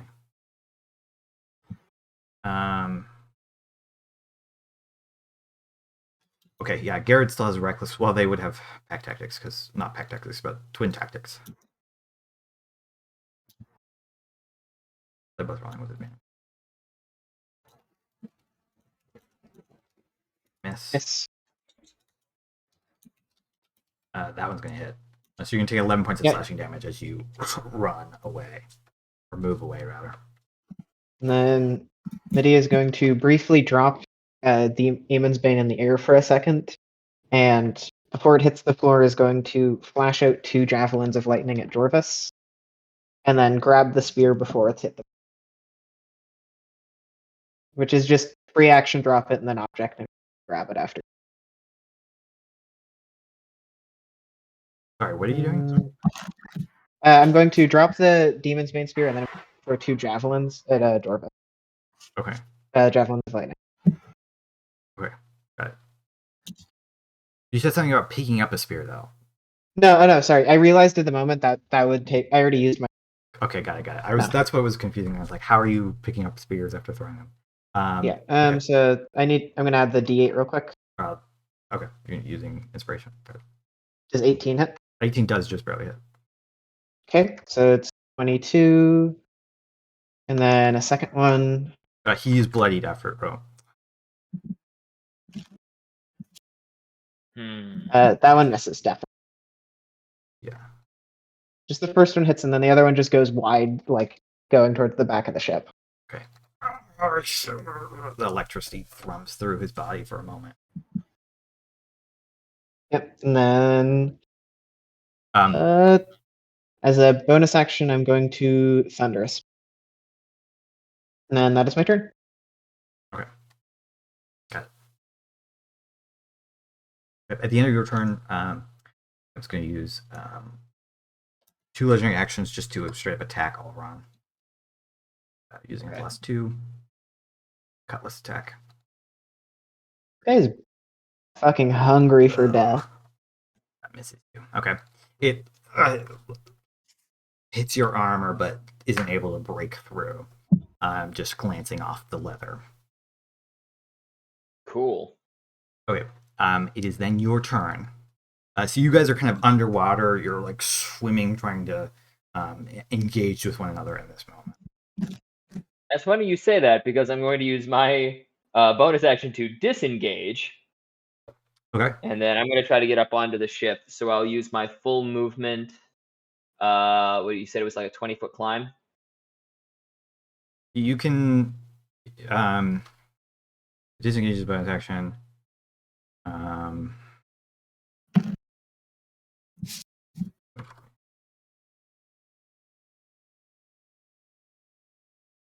So basically, it's once you're there, it's 40 full movement essentially because time is half. So if you have to dash to also get up on the ship. So it takes the full movement plus dash action to even just get up onto the railing up here. Yes, because you're getting there. You have 30, so 40. Would So Alveron you have have any 20 feet remaining of movement after you get up there. What about You with could- the With Misty Step dash. thing? If you You did could the also Misty just Step thing, then you swim- could get there quickly. Yeah. I mean, I'm already there at the end of action and dash, correct? Yeah. I just want to make it clear that it is 20 distance, but because it's a climb, it takes more than that to get there. Gotcha. So I had to climb. Effectively, I had to move 40, but I had 60 Effectively. feet of movement with the 230s, right? Correct. So I have another 20 feet of movement that I can spend. Correct. Yeah. I was just trying to Okay. math it so you knew how much once you got up there movement you had. Gotcha. So I have 20 once I get up here. Yeah, assuming you Perfect. dash. If you, well, you can't do the Misty thing because actually, no, is that free? I forget what we did now. It Misty is. Step was it free because it's no longer No, the we did change it to teleport? free. So yeah, if you did that, you could get up there and not dash. I'd rather save the Okay, Misty that's Step fine. because it's a one-time use thing, but dash I can do anytime. Okay, cool. You And could also take then the I captain will- and chase around the ship. I swear, like this is just yeah. And then He's I'll trying use to get my you. 20 feet of movement to start moving closer into the fray. Oh, 1, 2, 3, 4. I guess there. How Everyone bad just is Alveron? notices a soaking, bloody Alveron. Hard to Yeah, how tell does what's Alveron look? seawater and what's blood that has washed out my clothes at this point. It's fine. Alveron is quite wounded. He is beyond bloodied. Yes. Okay, so it's your turn. It's going to be Will's turn. Will her spellcloth flicks out and like produces a scroll for her, and she starts to read it, and from her billows this like cloud of just it looks like a really thin filmy particle, and it does nothing to the party, but the other three need to make a wisdom save as this slow effect billows out from her. Not her slow effect, but one written by a random person a long time ago. It's a DC 15 instead of 17 because it's from the scroll. Because it's from the scroll. That's Yorvis. Details. Thema.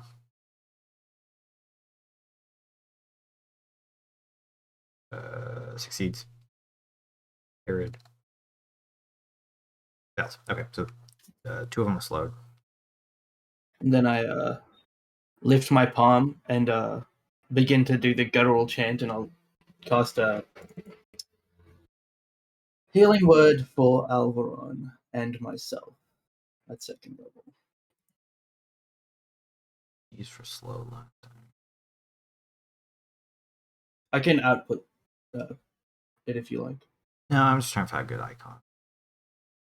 Alveron, you heal 9 points. That's literally the maximum healing I can do. I'll use this alternate stunned. Got two. Alveron, you just gotta not completely die. Until we can get healing on. And then I'll turn to the fighter, and because he's slowed, I'll slow down my words for him and say, I keep casting spells, even though you say I'm not able to cast spells. Sword I starts to swing. can't even do her accent right now.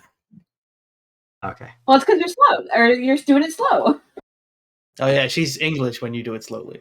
Yeah, exactly. Ube, then gonna be your turn. Oh, you sold this then. It's not English. I Are don't know what that was. Thema and is it Garrett? Are they bloodied? No, they're not. They've taken 2 reaction hits. We've from left the all the spear. difficult things. Sulveran has not been hit. The captain is full HP, and Yeah. the twins have taken 1 blow each from Medea. They don't have the reaction though, so That's not true. that's important. Thema does have a reaction. She was not. Oh, slow. okay. She went. Well, they don't have it because they opportunity attacked Medea. Yes, Yeah. that's true. That's why they don't have it. Sorry, I thought you were talking about slow. I think, Oh. but you said Yorvis. What's Yorvis looking like? He's bloodied. He's got some fight in him left though. Okay, I think Uba might try and attack the barbarian since Yorvis is probably going to get his butt kicked by the 3 up on the upper deck. So Uba's going to step over here. Is not going to use Hunter's Mark, but is going to hit both of the twins with the Emerald Dragon's Breath. Okay. Can I do that? Okay. Yeah. You can angle it.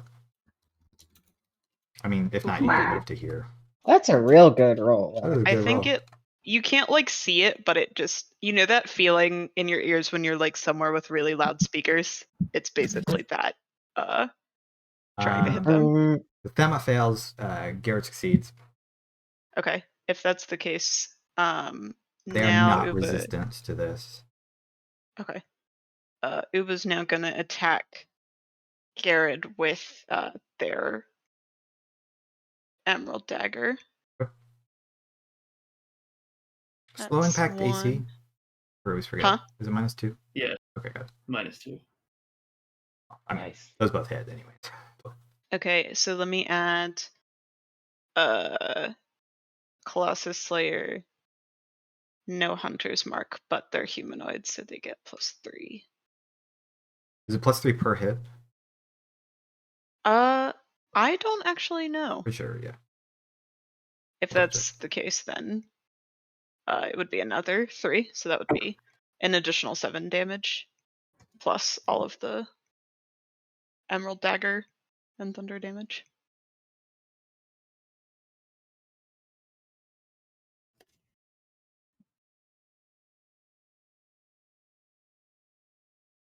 Oh, really? You're not going to be...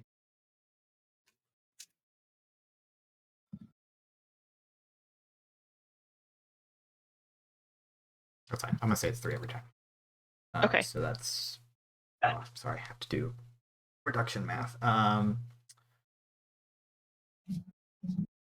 the 3 is added as piercing, so that's...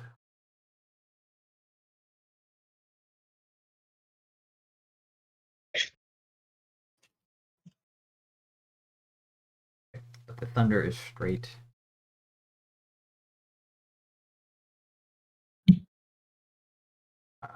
Hunter's Mark and Colossus Slayer both are piercing. Hunter's Mark is not on them right now. Oh, that's right. So but the D8 is piercing. Trying to think. Okay. And then Kojin is gonna bite Garrett as well. Or Okay. try to. And apparently not. Hopefully do that. Even slowed, it goes for him, but they're not wearing armor, although they are carrying shields. The just strength of them. The teeth barely sink in before he like throws Kojin off of him. Oh. Your blows, the breath effect was very effective. However, the rest of your blows on these raging barbarians are not nearly as effective as they would be on another combatant. Makes sense. Okay. Movement, action, bonus action. Okay. House is dead. So it's gonna be Garrett's turn. Garrett's slowed, so he only gets one attack. But he's still gonna make it against Uba. He doesn't have to do reckless because Stemma's there, so he's got advantage.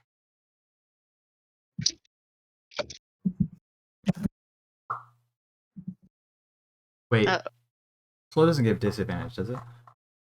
It doesn't. No. You can't make more than one attack. Just not more than one. Okay.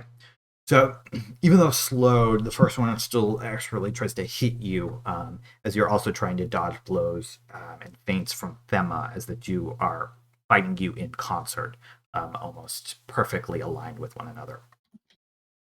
Take 11 points of slashing damage. That's his turn, as he cannot do a second attack. Yorvistanis needs to make a wisdom saving throw. Never. So do the 48. Yeah, he does not get to save. Oh, don't they get the slow save, Garrett? Yes, thank you. Still slowed.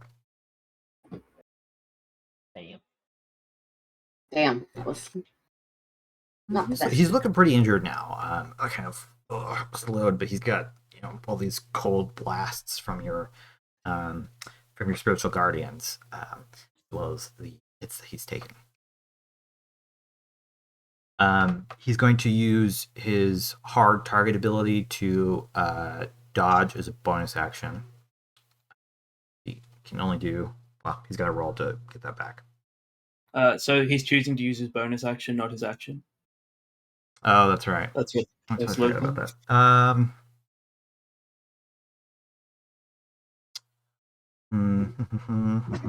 And slow has just fucked this guy's day up every combat. Yeah.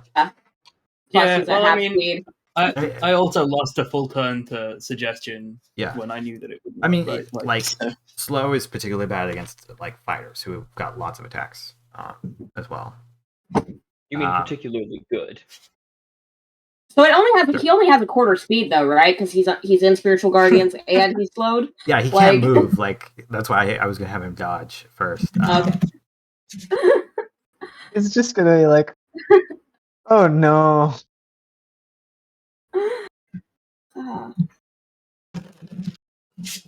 Having such a bad day. No, he's not gonna do that. He's just gonna be like, fucking wizards, and he doesn't know that you're not a wizard. He's gonna try to just bring this longsword down on you with as much power as he can. He'll use his won't do that because he can't.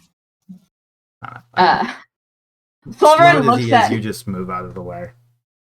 Will says, actually, a wizard did cast this spell. Sulveran's looking at Will because neither of us are wizards. Will is a wizard. You have a level in wizard. That makes you a wizard. Also, a wizard wrote this scroll ages ago. I'm just the vessel for it. You just you're the vessel, eh? Surfaces and Anya. He's gonna uses all. I like how everybody's been rulering to figure out what we can do for Alveron. I like how Alveron has just led the captain on a Tom and Jerry-esque chase around the ship. What's the music? It's not Money Hall. Yakety Sax? Hall of the Mountain King. Don't come back. When he gets to here, he's got 15, so 5. He's gonna get out a giant mallet. Using all of his movement and action to dash.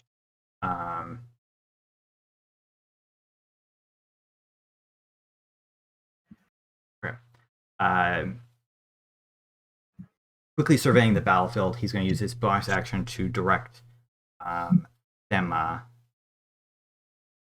Yeah, because she's the only one who could do it. Thema to make attack against Uba using Battle Command. Definitely 30 feet. I'll click on that just so you can see it. Take Uba, they get advantage because there's next to them. So Oh, Uba's going no. to take 15. So he gets up and kind of is just, at this point, Terminator walking over to Alveron. Alveron! Thema, get him! They attack Uba. That's his turn. Action, yeah. Movement, action, bonus action. It's going to be Sulveran's turn next. Right, what do you do? So, at a glance, both Alveron and Uba are pretty fucked up at this point. Yes. Uba's 30 about left. equally so, actually. Okay. Alright. Let's see. Sulveran is going to look from Will to Medea to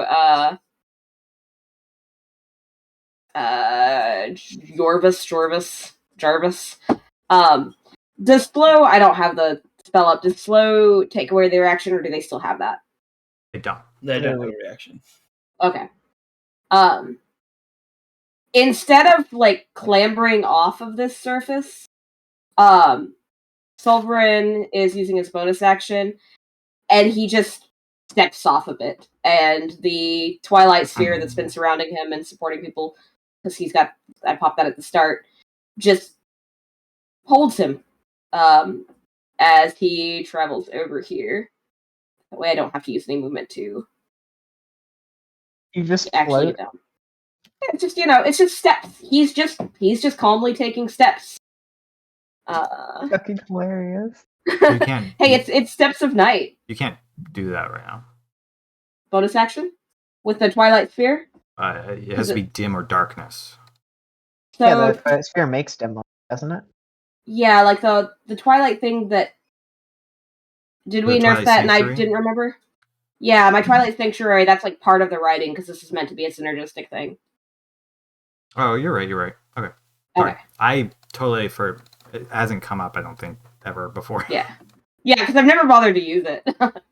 Yeah, you could fly this whole time. None of us know that. Yeah, no, he's just like casually strolling, and he's got the sphere of spirit guardians still around him, and he is just going to reach down. It's to literally remove no the difference movement wise.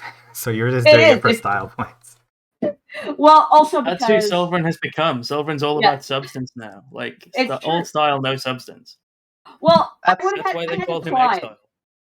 Yes, this is it. I had to climb to get up this thing to begin with, so I don't want to have to climb down because it's just within my movement to get to Alveron if I fly. I don't want That to be is the bummer. reason. No, Doesn't you Jarvis could get always the jump save down, against and slow? that would have just been 5 feet. Oh, well. It's only Jarvis moving. should save against slow. Only moving up. Oh yes, thank you. Oh, Yeah, well, yeah. in that case, we're retconning everything. Jarvis is not.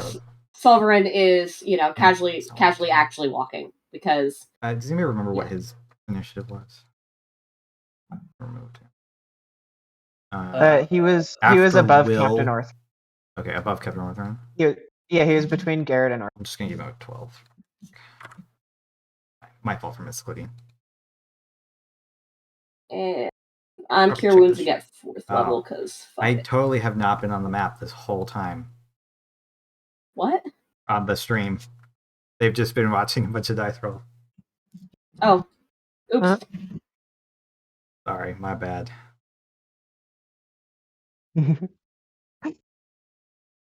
Man, my heels are like decent tonight. Jesus Christ. God. Sulveran's a healer. Occasionally. 27, nice. Pretty good. Yeah. Damn. Yeah. And Thema's now gonna need to start making wisdom saves. Well, plus what's his name? Everybody basically other than Jarvis. Yeah. Like, this is what positioning is all about, Okay. y'all. At the end of your turn, Captain Northern is going to use a legendary action to Yeah, no, he's gonna do another cheap shot. He wants you to be stunned so he can fuck you up, Alveron. Okay. But he just barely misses you again. Oh wait, sorry. Wait, I thought you were doing the one that required Sorry. I messed it up last time, is what it was. I'm supposed to make an attack roll. I didn't, but you saved it Do you anyway, want to keep so the text? that's my bad. I did it right this time. It only goes off if he hits you. Or you only have to make the save if he hits you with the attack roll. That plus Okay. one to Alveron's AC from some source has been incredible. Alright, that's his legendary action. It's then going to be Themma's turn. Themma's going to make a wisdom saving throw against Spirit Guardians. Failing, so do 48. Spirit Guardians. Spirit Guardians has done the most damage in this fight, I'm pretty sure. Yeah. Yeah, I mean, like, Yeah. Sulveran is the entirety of our DPS. Themma Sulveran is bloodied by this. That is the nature of Sulveran- Spirit. and also we've had luck with positioning on this. It's a good battle for spirits. But Yeah. you can take back your DPS crown, smite the shit out of somebody. I have started to devote a lot of Um, my resources to support To what? to supporting other people. We want you to smite the shit out of people. Support me by smiting Yeah, people. we had a pretty strong support line. Just like,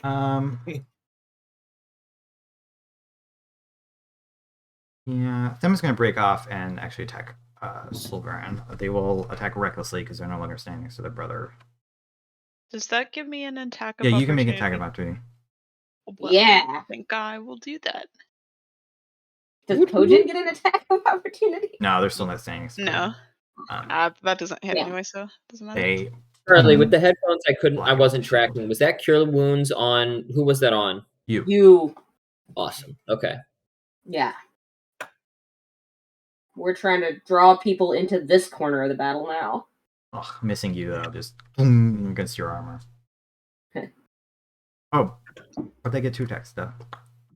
Like they're not slowed. Second one hitting you. Oh, cutting words. The second one. Okay. I don't have a funny thing to say. I assume that misses. Yeah. Yeah, Will actually just says to Sulveran, "Watch out! That little thing's trying to hit you." I don't know what's happened to her voice. It's just gone. I couldn't do it earlier either. It's terrible. It was just Cal. So- Never existed. So, and so yeah, that does it. Sulveran like looks to Will and just that thumbs up that she gave earlier while she was being assaulted by a sword, gives that while he like sways out of the way. The thumbs up is actually what causes the hit to miss. You put them into a deeper rage for your disrespect. That's you done on Bardic, right? Because you used some to inspire, right? Yeah, I used 2 to inspire 4 people because of my instrument of power, and then that's the first one I've used. Oh, this right. fight. So you and you have 5. Okay, no, never mind. Reading back to And is tracking. that Samus? Yes, it's Themma's turn. At the end of Themma's turns, Alveron is going to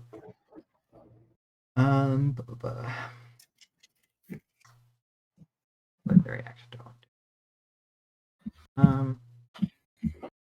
He's gonna attack. That's gonna gun legendary action. He's gonna stab at Alveron. Themma's not there, so he doesn't get advantage. But that does hit you, dealing 12 points of damage. It's a slice off. And then it's Medea's turn. But he's just gonna walk up to Jorvis while picking up their spear from the ground. And they still do have Thunderous Smite going. And they're just gonna say, not like super angrily, but just like, you are not destined to lose this battle. And then I'm gonna make 3 attacks. Yep. On crits, and the Thunderous Smite also crits on top. God and I'm damn. also gonna I'm going to regular smite as well. So that's going to be 4d6 plus 4d8 on top. And he has to make a strength saving throw. Damn. Oh, his sheet is wrong. Hold on. Sorry, that's actually Saves, but not that it matters, but that's actually a 27. okay. For some reason, his Yeah, no, he's gonna saves weren't take. done. That's,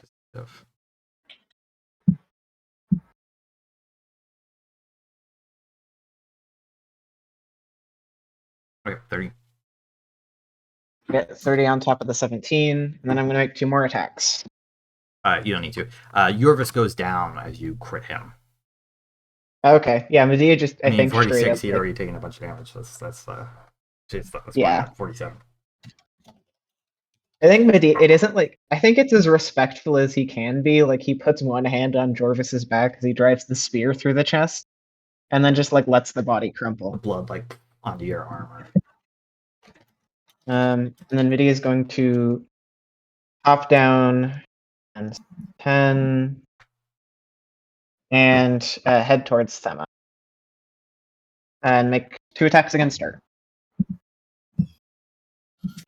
Miss. That one whiffs. Also Does a miss. 15 hit? No. Yep. And then that's his turn. Alveron, it's in your turn. You are kind of back into combat, into the fray with your fellows. Gotcha. Yeah. For The captain this, has not relented, though. No, he has not. I will attempt to strike out at him and just get my sneak attack in. I do have Hex on him already. I mean, I'll just start using regular swashbuckler tactics at this point. I want to save my reactions. So I will make my normal attack and see if we can't actually get something done. That does hit. All right, I'll apply sneak attack and hex on that. Holy shit, Alveron hit. I know, right? Um, Great, but I did hit. 20. Fucking That's pretty Jesus. decent. Halfway decent, but all right. you. And this is slightly nitpicky, but you would have to move slightly to get sneak attack because you are standing next to Sulveran.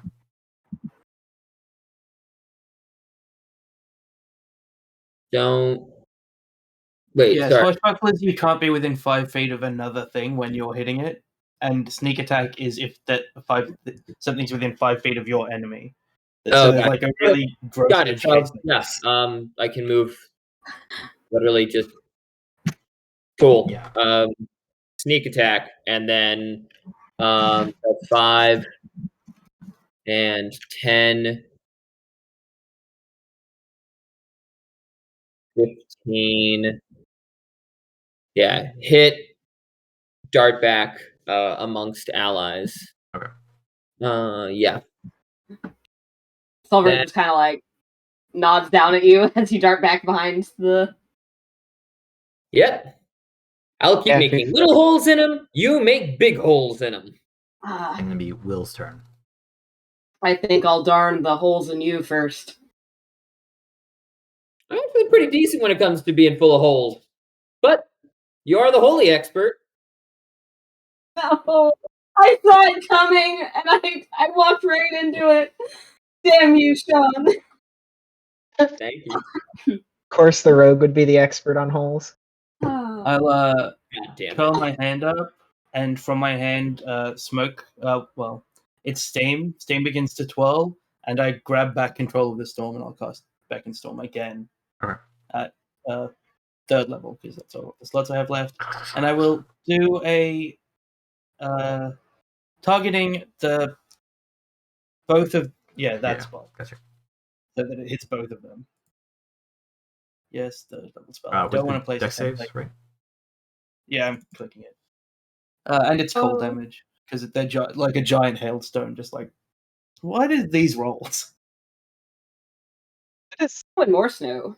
possibly I've one of the cast- worst series of 3D. I've cast kind of- 2 3rd level spell slots for a total of 20 damage.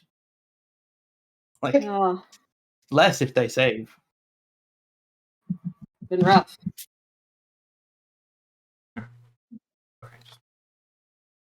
I'm like imagining the intersection of like the spiritual guardians, like haze of like snow and fog, and this like not hailstone.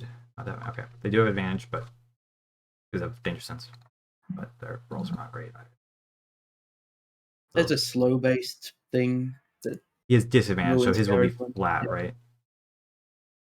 No, it's just -2 penalty to dex saving throws. Oh, okay. Because sometimes D&D wants to use like static penalties. Only he sometimes. fails still. All right, so he takes 9, and she takes 4 cold damage. So like a very small hailstone hits him in the face, and an even smaller one just like hits her in the forehead. It's just a regular hailstorm. Really. Garrett is just barely bloodied at that point. And then I'll just walk further back, I guess, to like be up on this table and just like surveying the battlefield. Uba, it is then your turn. So I think Uba's just gonna focus on I keep forgetting his name. Garrett? Garrett, Garrod? Garrett, okay. Uba's gonna do the breath weapon again first. Sure. Just on him. That was good. What did you get for that Well, he insane still roll fails. earlier? I guess. Guy can't That's save right. to save his life. Can't save the that. save. God damn it, Andrew. Hey, good try. So is he's bloody? Yeah. I mean, he was bloodied before. But now he's taking extra damage, so okay. he's slightly more bloody. Okay. I think Uba will still try and hit with the dagger, even though it won't do as much damage. Sure. So that's the first one. Oh. Oh no. That's this. Oh. Oh, That's the you Classic win first some, classic Marisa. Lancelot. and you lose some, and you really win some. That's you. That's your roles in a nutshell. This game. Yeah. It averages out. That's the great. Yeah, that's fair. And then let me know if he's still standing, and then I'll have Kojin. Well, roll your Class of Slayer, right? Oh yeah, Colossus Slayer and. It'll be 2d8 because you crit.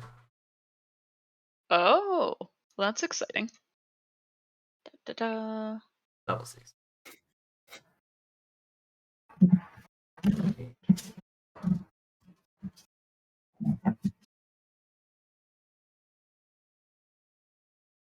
Okay.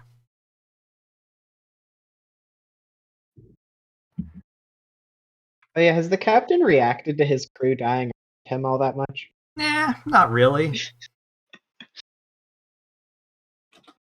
They There mostly better just not don't be some care about each legendary other. action of raise zombie or some shit. Yeah, I was thinking about that. Andrew's Everyone would done know it that before. the captain's not really the sentimental type.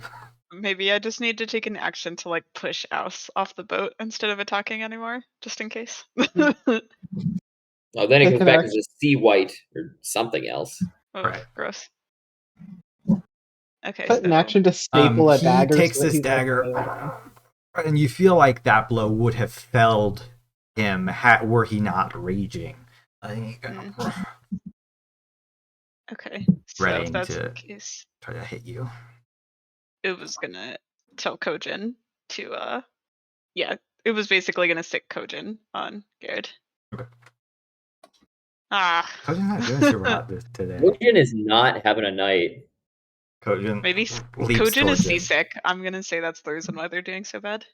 There we go. They throw up a little on Garrett. They do that dog, that like a thing that dog does, where it's like. Instead of the oh wait, no. Yeah, instead of thunder damage, it's just puke. Poison. Yeah. Okay. Acid damage. I think it'd be Garrett's turn. Yes.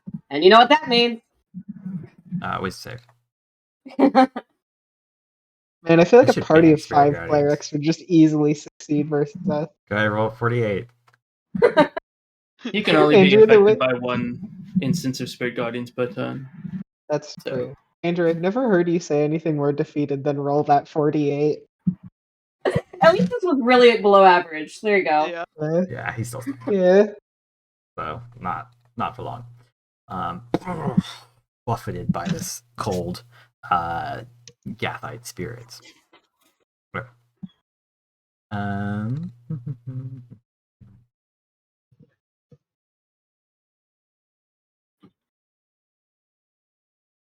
Taguba. Yeah, Aruba. Taguba. I like how the only two people that did react to crew members' deaths are the twins, and they're the only two we haven't killed a pair of.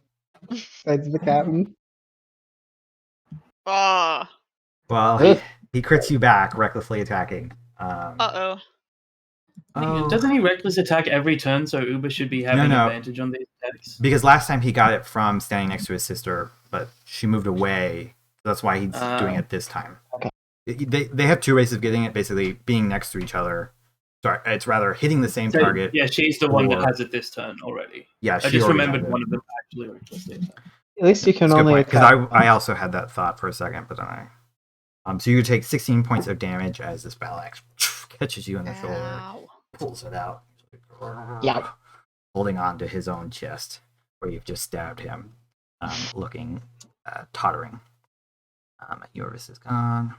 Me and Garrett are just gonna beat each other to death and both die at the same time. Dual blows. I'm coming. I don't need to like make attacks if I can just Spirit Guardian Yeah. people.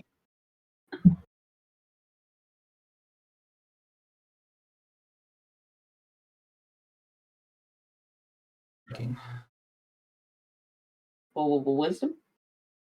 Oh yeah, I'll do that. Sorry. One day I'm gonna be facing my own. Oh, doesn't Garrett get the save against slow as well? Yes, I'll do that right now. Thank you. Yeah. Sorry, I have to double check his thing real quick.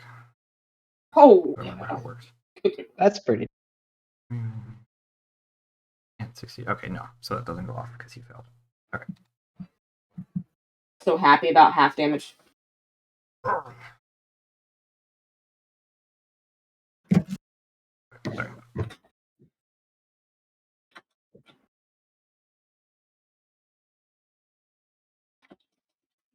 Okay. He's gonna move. Here. The Yes. Garrett has to make a slow save at the end of his Yes. turn. Sorry. Okay, go down Doesn't- anyways. Yeah, forget. Oh, hey, he just succeeded for one to the save. I'm just gonna cast it again on my next turn. Don't worry about it. Andrew's gonna have to make a wisdom save if you do. No. I have plus 20 in wisdom saves. You can't break me. Yeah. What's your dump stat, Andrew?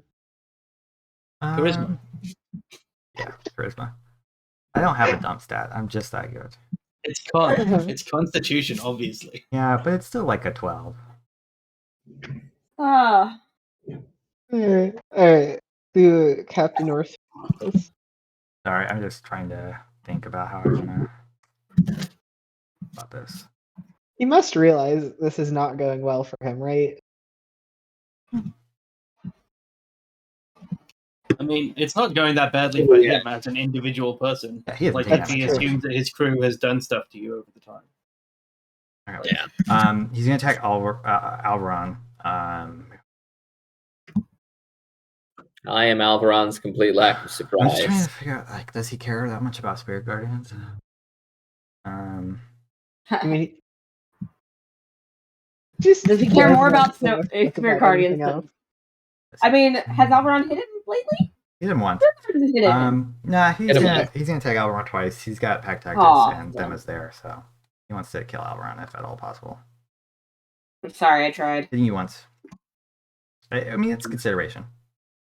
I'll cutting words the first one. Okay. The 20. Wait, so Just barely okay, missing so the second one. Well, So- that's a D20 I rolled. Can we keep the D20? So the cutting words makes it a miss because Alveron now is 18. Thank you. Oof. Miss. Ooh. Attacks. Could have been a wrong menu for allies, but I don't think he would really use it.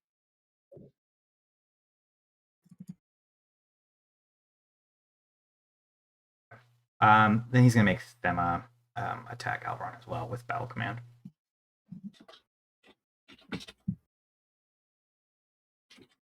Kill him! Kill him! They were reckless, so they still have advantage because Oh, will I have advantage against Thema then? yeah. Mm-hmm. They reckless like Okay. forever. No, actually, you should have had it last time. Is what it was. I think we might have forgotten about it. Okay. Because they technically go before you Yeah. in terms of when the reckless is happening. Yeah, that's fine. They do hit you, Alveron, so you're gonna take 8 points of slashing damage. As Okay. Thema brings that down on your back. It's then gonna be Sulveran's turn. Wow.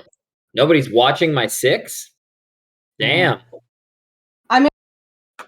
I'm next to you, but I'm watching. I'm literally on your 6. I know. You are getting attacked from your 7 and your 9 p.m. I have actions of use.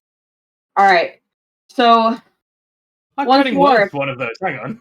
you have reactions of use. I said I have no. I did it, and I stopped an attack. There you go. You're useful. I wasn't paying attention, but I would like to point out that I did something useful. Yeah, that's and from across the board too. Sulveran just like watches Alveron get the shit kicked out of him and is like, that's nice.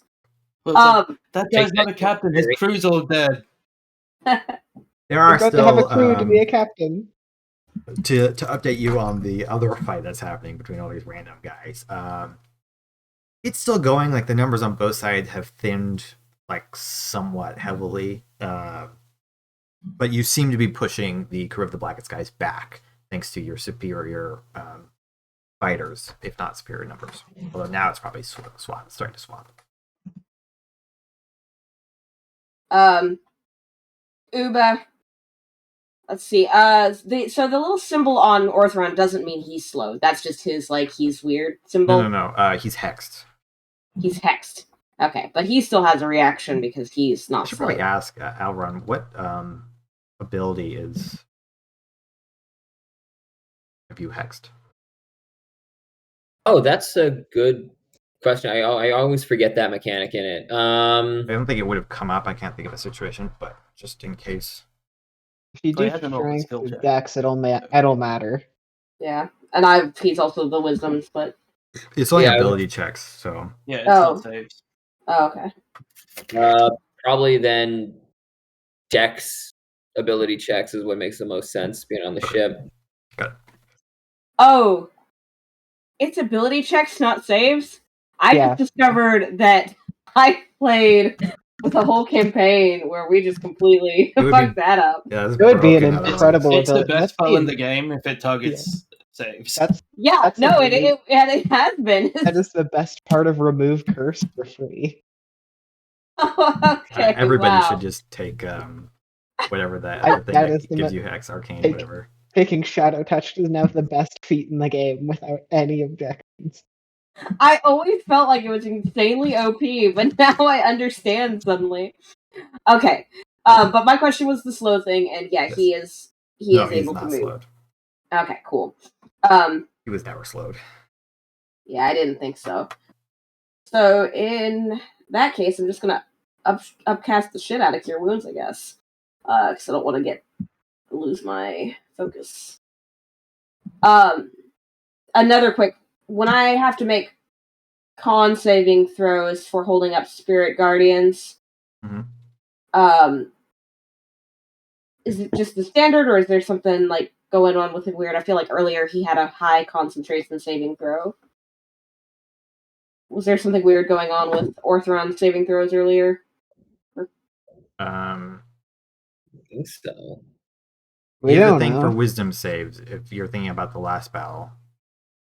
No, I think I was thinking about like Oh, maybe I'm thinking about You when I can't. had to make a con saving throw out of nowhere, and You I might was be like, thinking what of is- the stun thing, which I did slightly wrong in that moment. okay, If you're talking about the roll that Alveron made. yeah, okay, yeah, that was not Yeah. on me. Let's see. I think that given that you are a distance away, no, I'm also in it. Yay.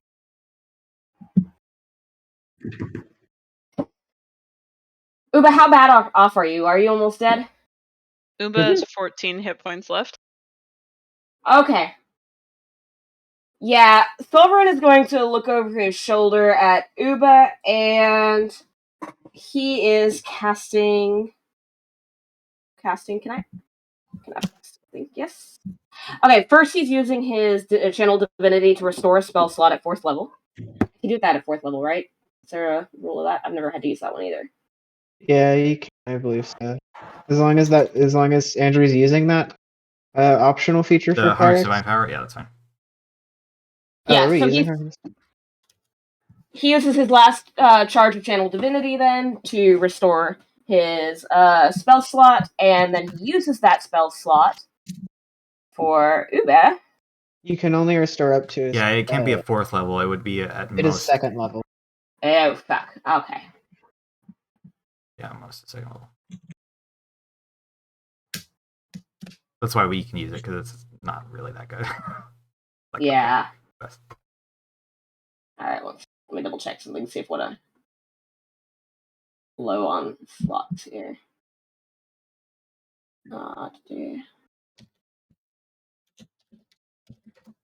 Okay. Yeah, so it's going to be just a straight up cure wounds then. Or heal, I mean healing word. Oh, healing word. On Yeah. Uba? Yeah. Okay. When it loads. Sorry, I freaked it out by trying to do things that wouldn't work and then having to close out of those menus. No worries. And then he is also going to use cantrip on those around him. He is going to do a quick word of radiance. Con saving throw. It's not loading, but I'll just do the hand things. I can't do anything for my shoe right now. Okay. I can make the concept.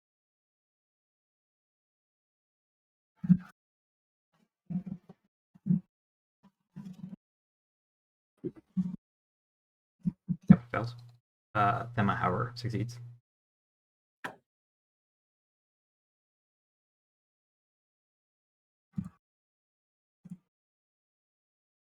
It's actually 2d6.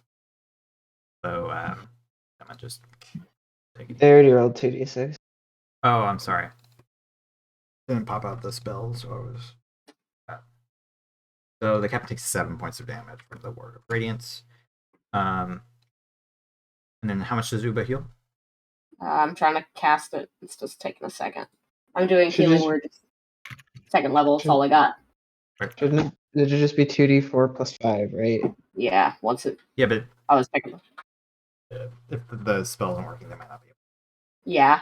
I was having There to goes. type everything out because I couldn't 10. see the rules. Yeah. So Uba, you heal Oof. 10 HP as Sulveran casts the healing word on you.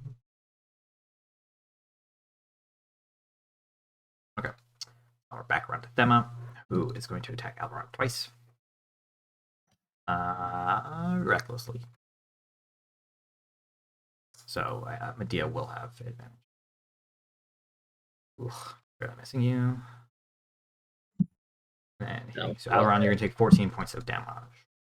How's I'm going Alveron to use doing? my. Sorry, what was that? How's Alveron looking? I'm going to use my reaction to half that. Uncanny With dodge. Okay, so you're gonna take 7. Yep. So I'm down to 28. Okay, you're fine. Okay. At the end of Thema's turn, Thema, maybe check. What the fuck is it doing? It was such a good roll for Definitely. lightning. Yeah, I know, but there's no. Such a disappointingly good roll. I'm not even on the spellbook page. I'm I- literally Man. on creatures. And- I Man, pressed a just don't key in the even other think game the about other it. day, and it Oh. loaded a different character and cast a spell from like that character. What's happening, Andrew? At the end of Summer's turn. Yeah, it's fine. I was waiting for everybody to. The captain's. I'll just delete that. The captain is going to use a legendary action.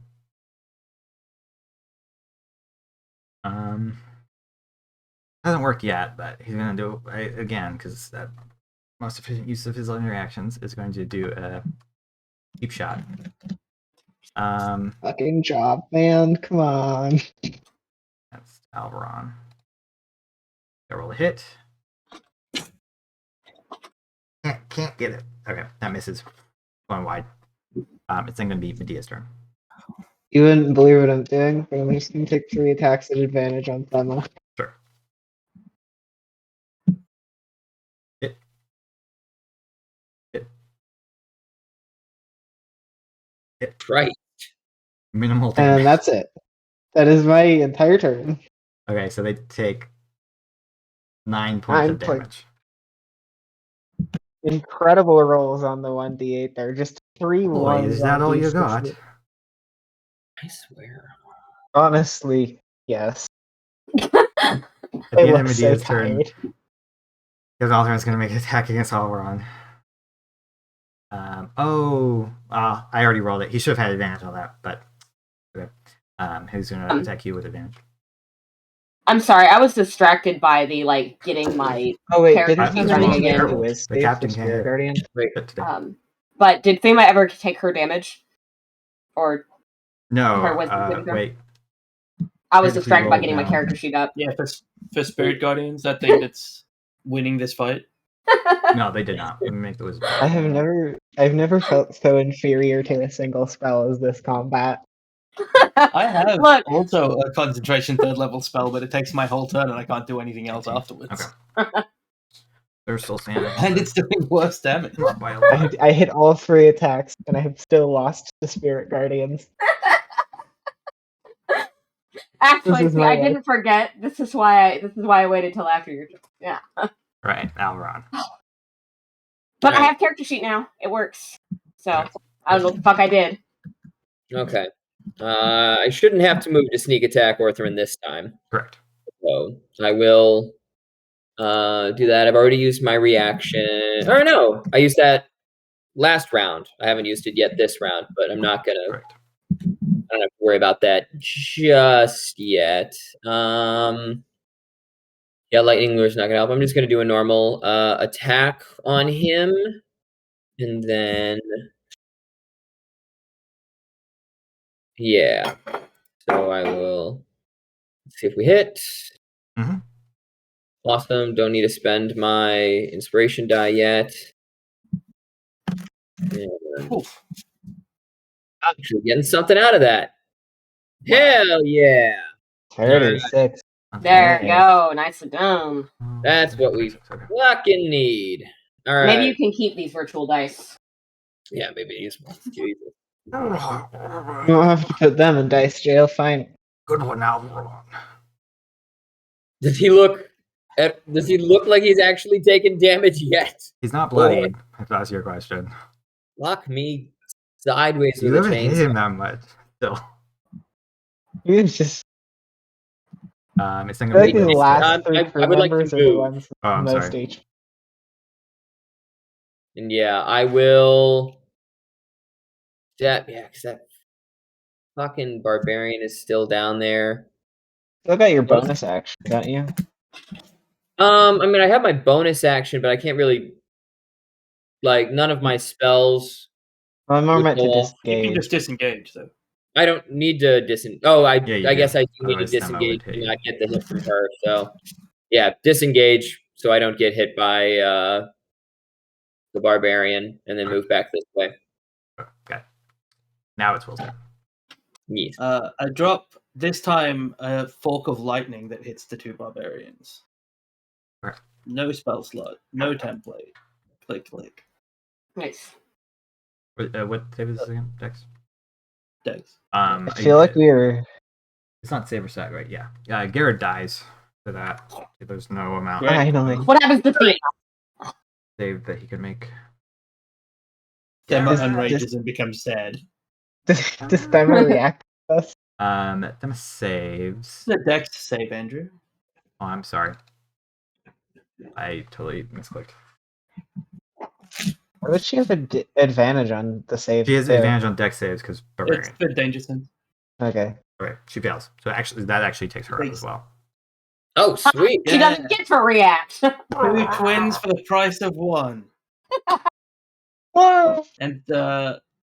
And then I'll, with a second level expanded healing word, again heal Alveron and Uber. You. Oh no! I It's an didn't action. actually Never cast a spell. I just output it to make it easier. No, I We know. did I it. was thinking back in Storm was a bonus action, but it's not. How To- much, to do again. Andrew, did my 9 damage against Themma matter for that?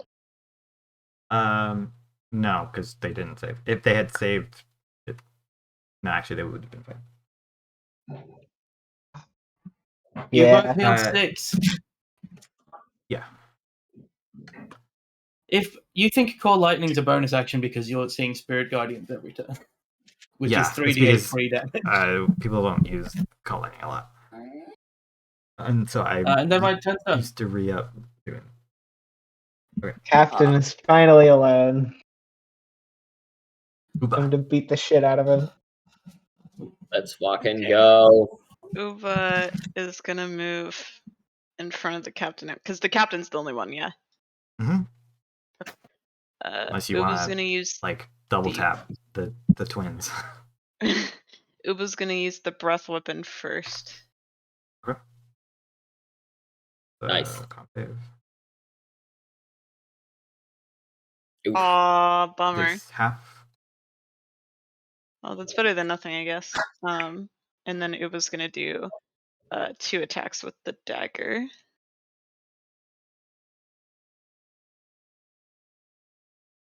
Yeah, that's gonna hit. Nice. That one's also gonna hit. Nice. Really. Let me do Colossus Slayer and because he's a humanoid.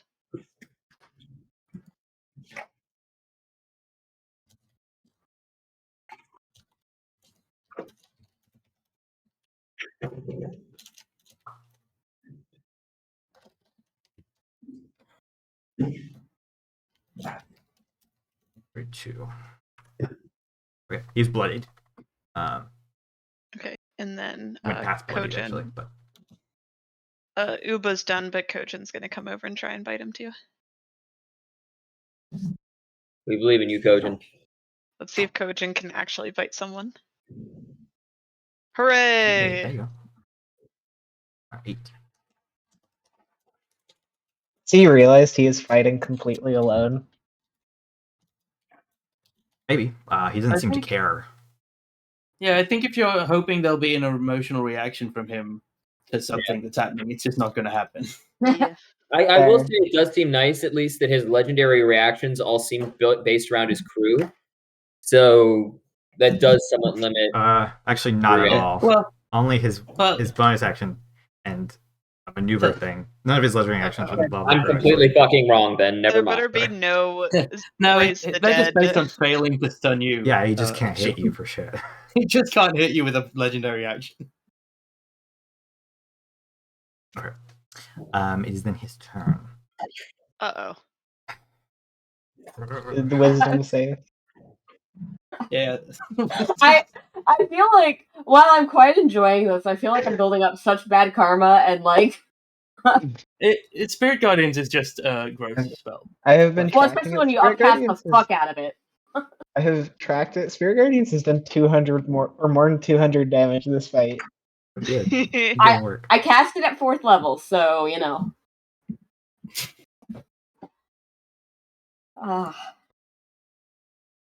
My 4th level spell does 5d6 damage to a single target, and it's a 4th level spell.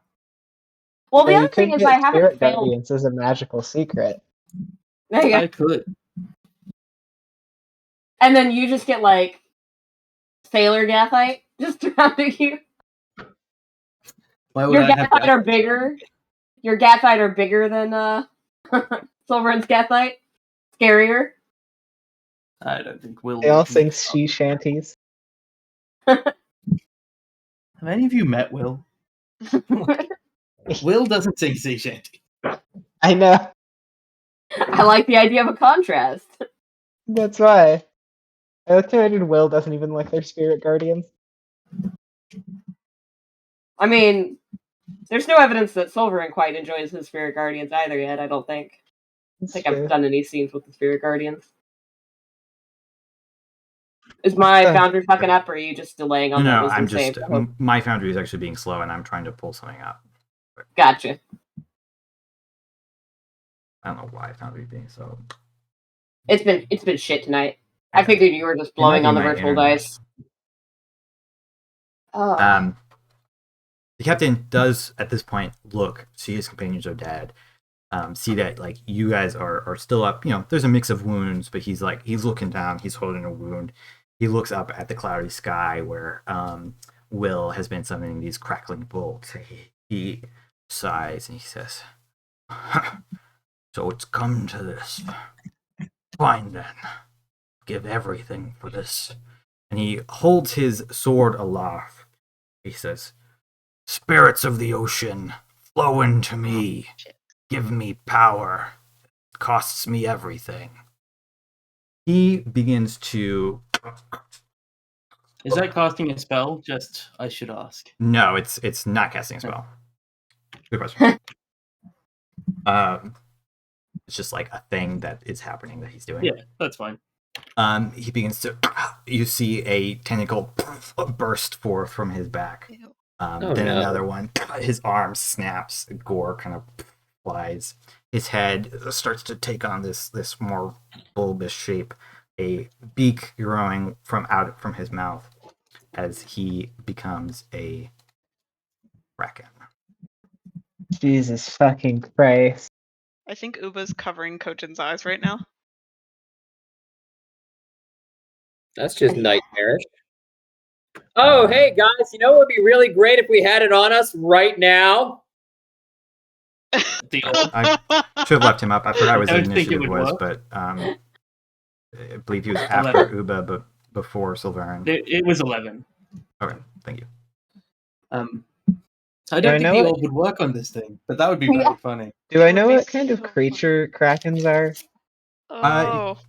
You can make history, arcana, maybe even religion. Probably worse for you, religion, but arcana would be, I'm I think, making the an best. arcana check. I'll make a What was history it? check, I guess. You said, could it count for a nature check? Sure, it's harder as a nature check. Ah, whatever. I know what it is on a 20. Uba's just screaming and has no clue what it is. Yes, History Will and Medea, you kind of it's not really like a specific creature, but you know of like this kind of catch-all term krakens, these monsters of the sea, of the deep, many tentacled, sharp fangs, horrid creatures. They are. This one's actually a little bit smaller than like some of the examples that you know of. Like a full-grown kraken can be like bigger than ships. This one is huge, but it's not like absolutely ginormous. It's not. I forget whatever the next. Gargantuan. It's not actually gargantuan. Sometimes they grow to huge heights. This one's still big. Do I know what creature type it is? This is a monstrosity.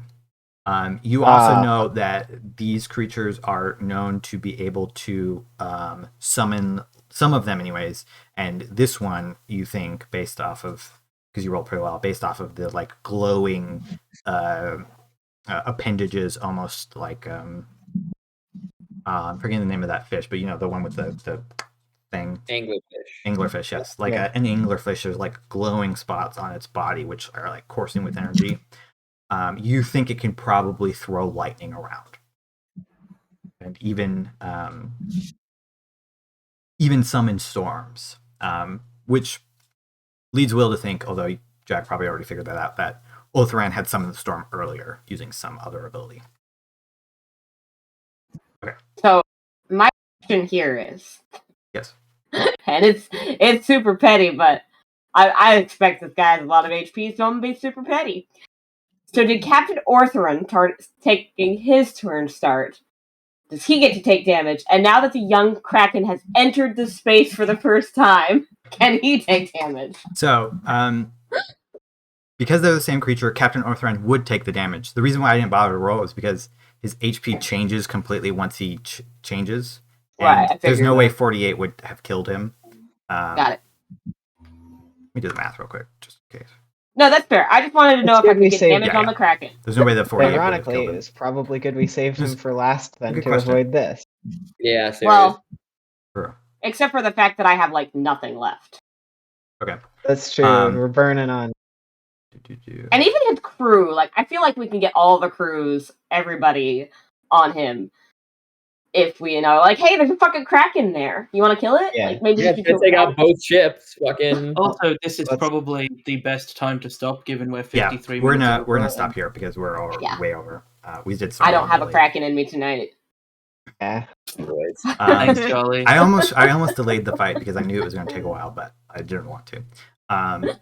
So I think I'm going to leave everything, but we're going to end here, and we'll come back to you guys facing off against this Kraken, having defeated every other member of Captain Alveron's crew, but the captain himself, who has now seemingly sacrificed some fundamental part of himself in a last-ditch attempt to win the day. Thanks everybody for watching. Sorry about I know we had some issues with the map and stuff. Normally I'm really good about that, but I just slipped my mind this time because of how much stuff's happening in this fight. Thanks for showing up. We will tune in next week for your TPK. We'll be back next week for some Kraken action. For some crack-a-lackin'. See some nice cracks. I'm Everybody. disconnecting forever.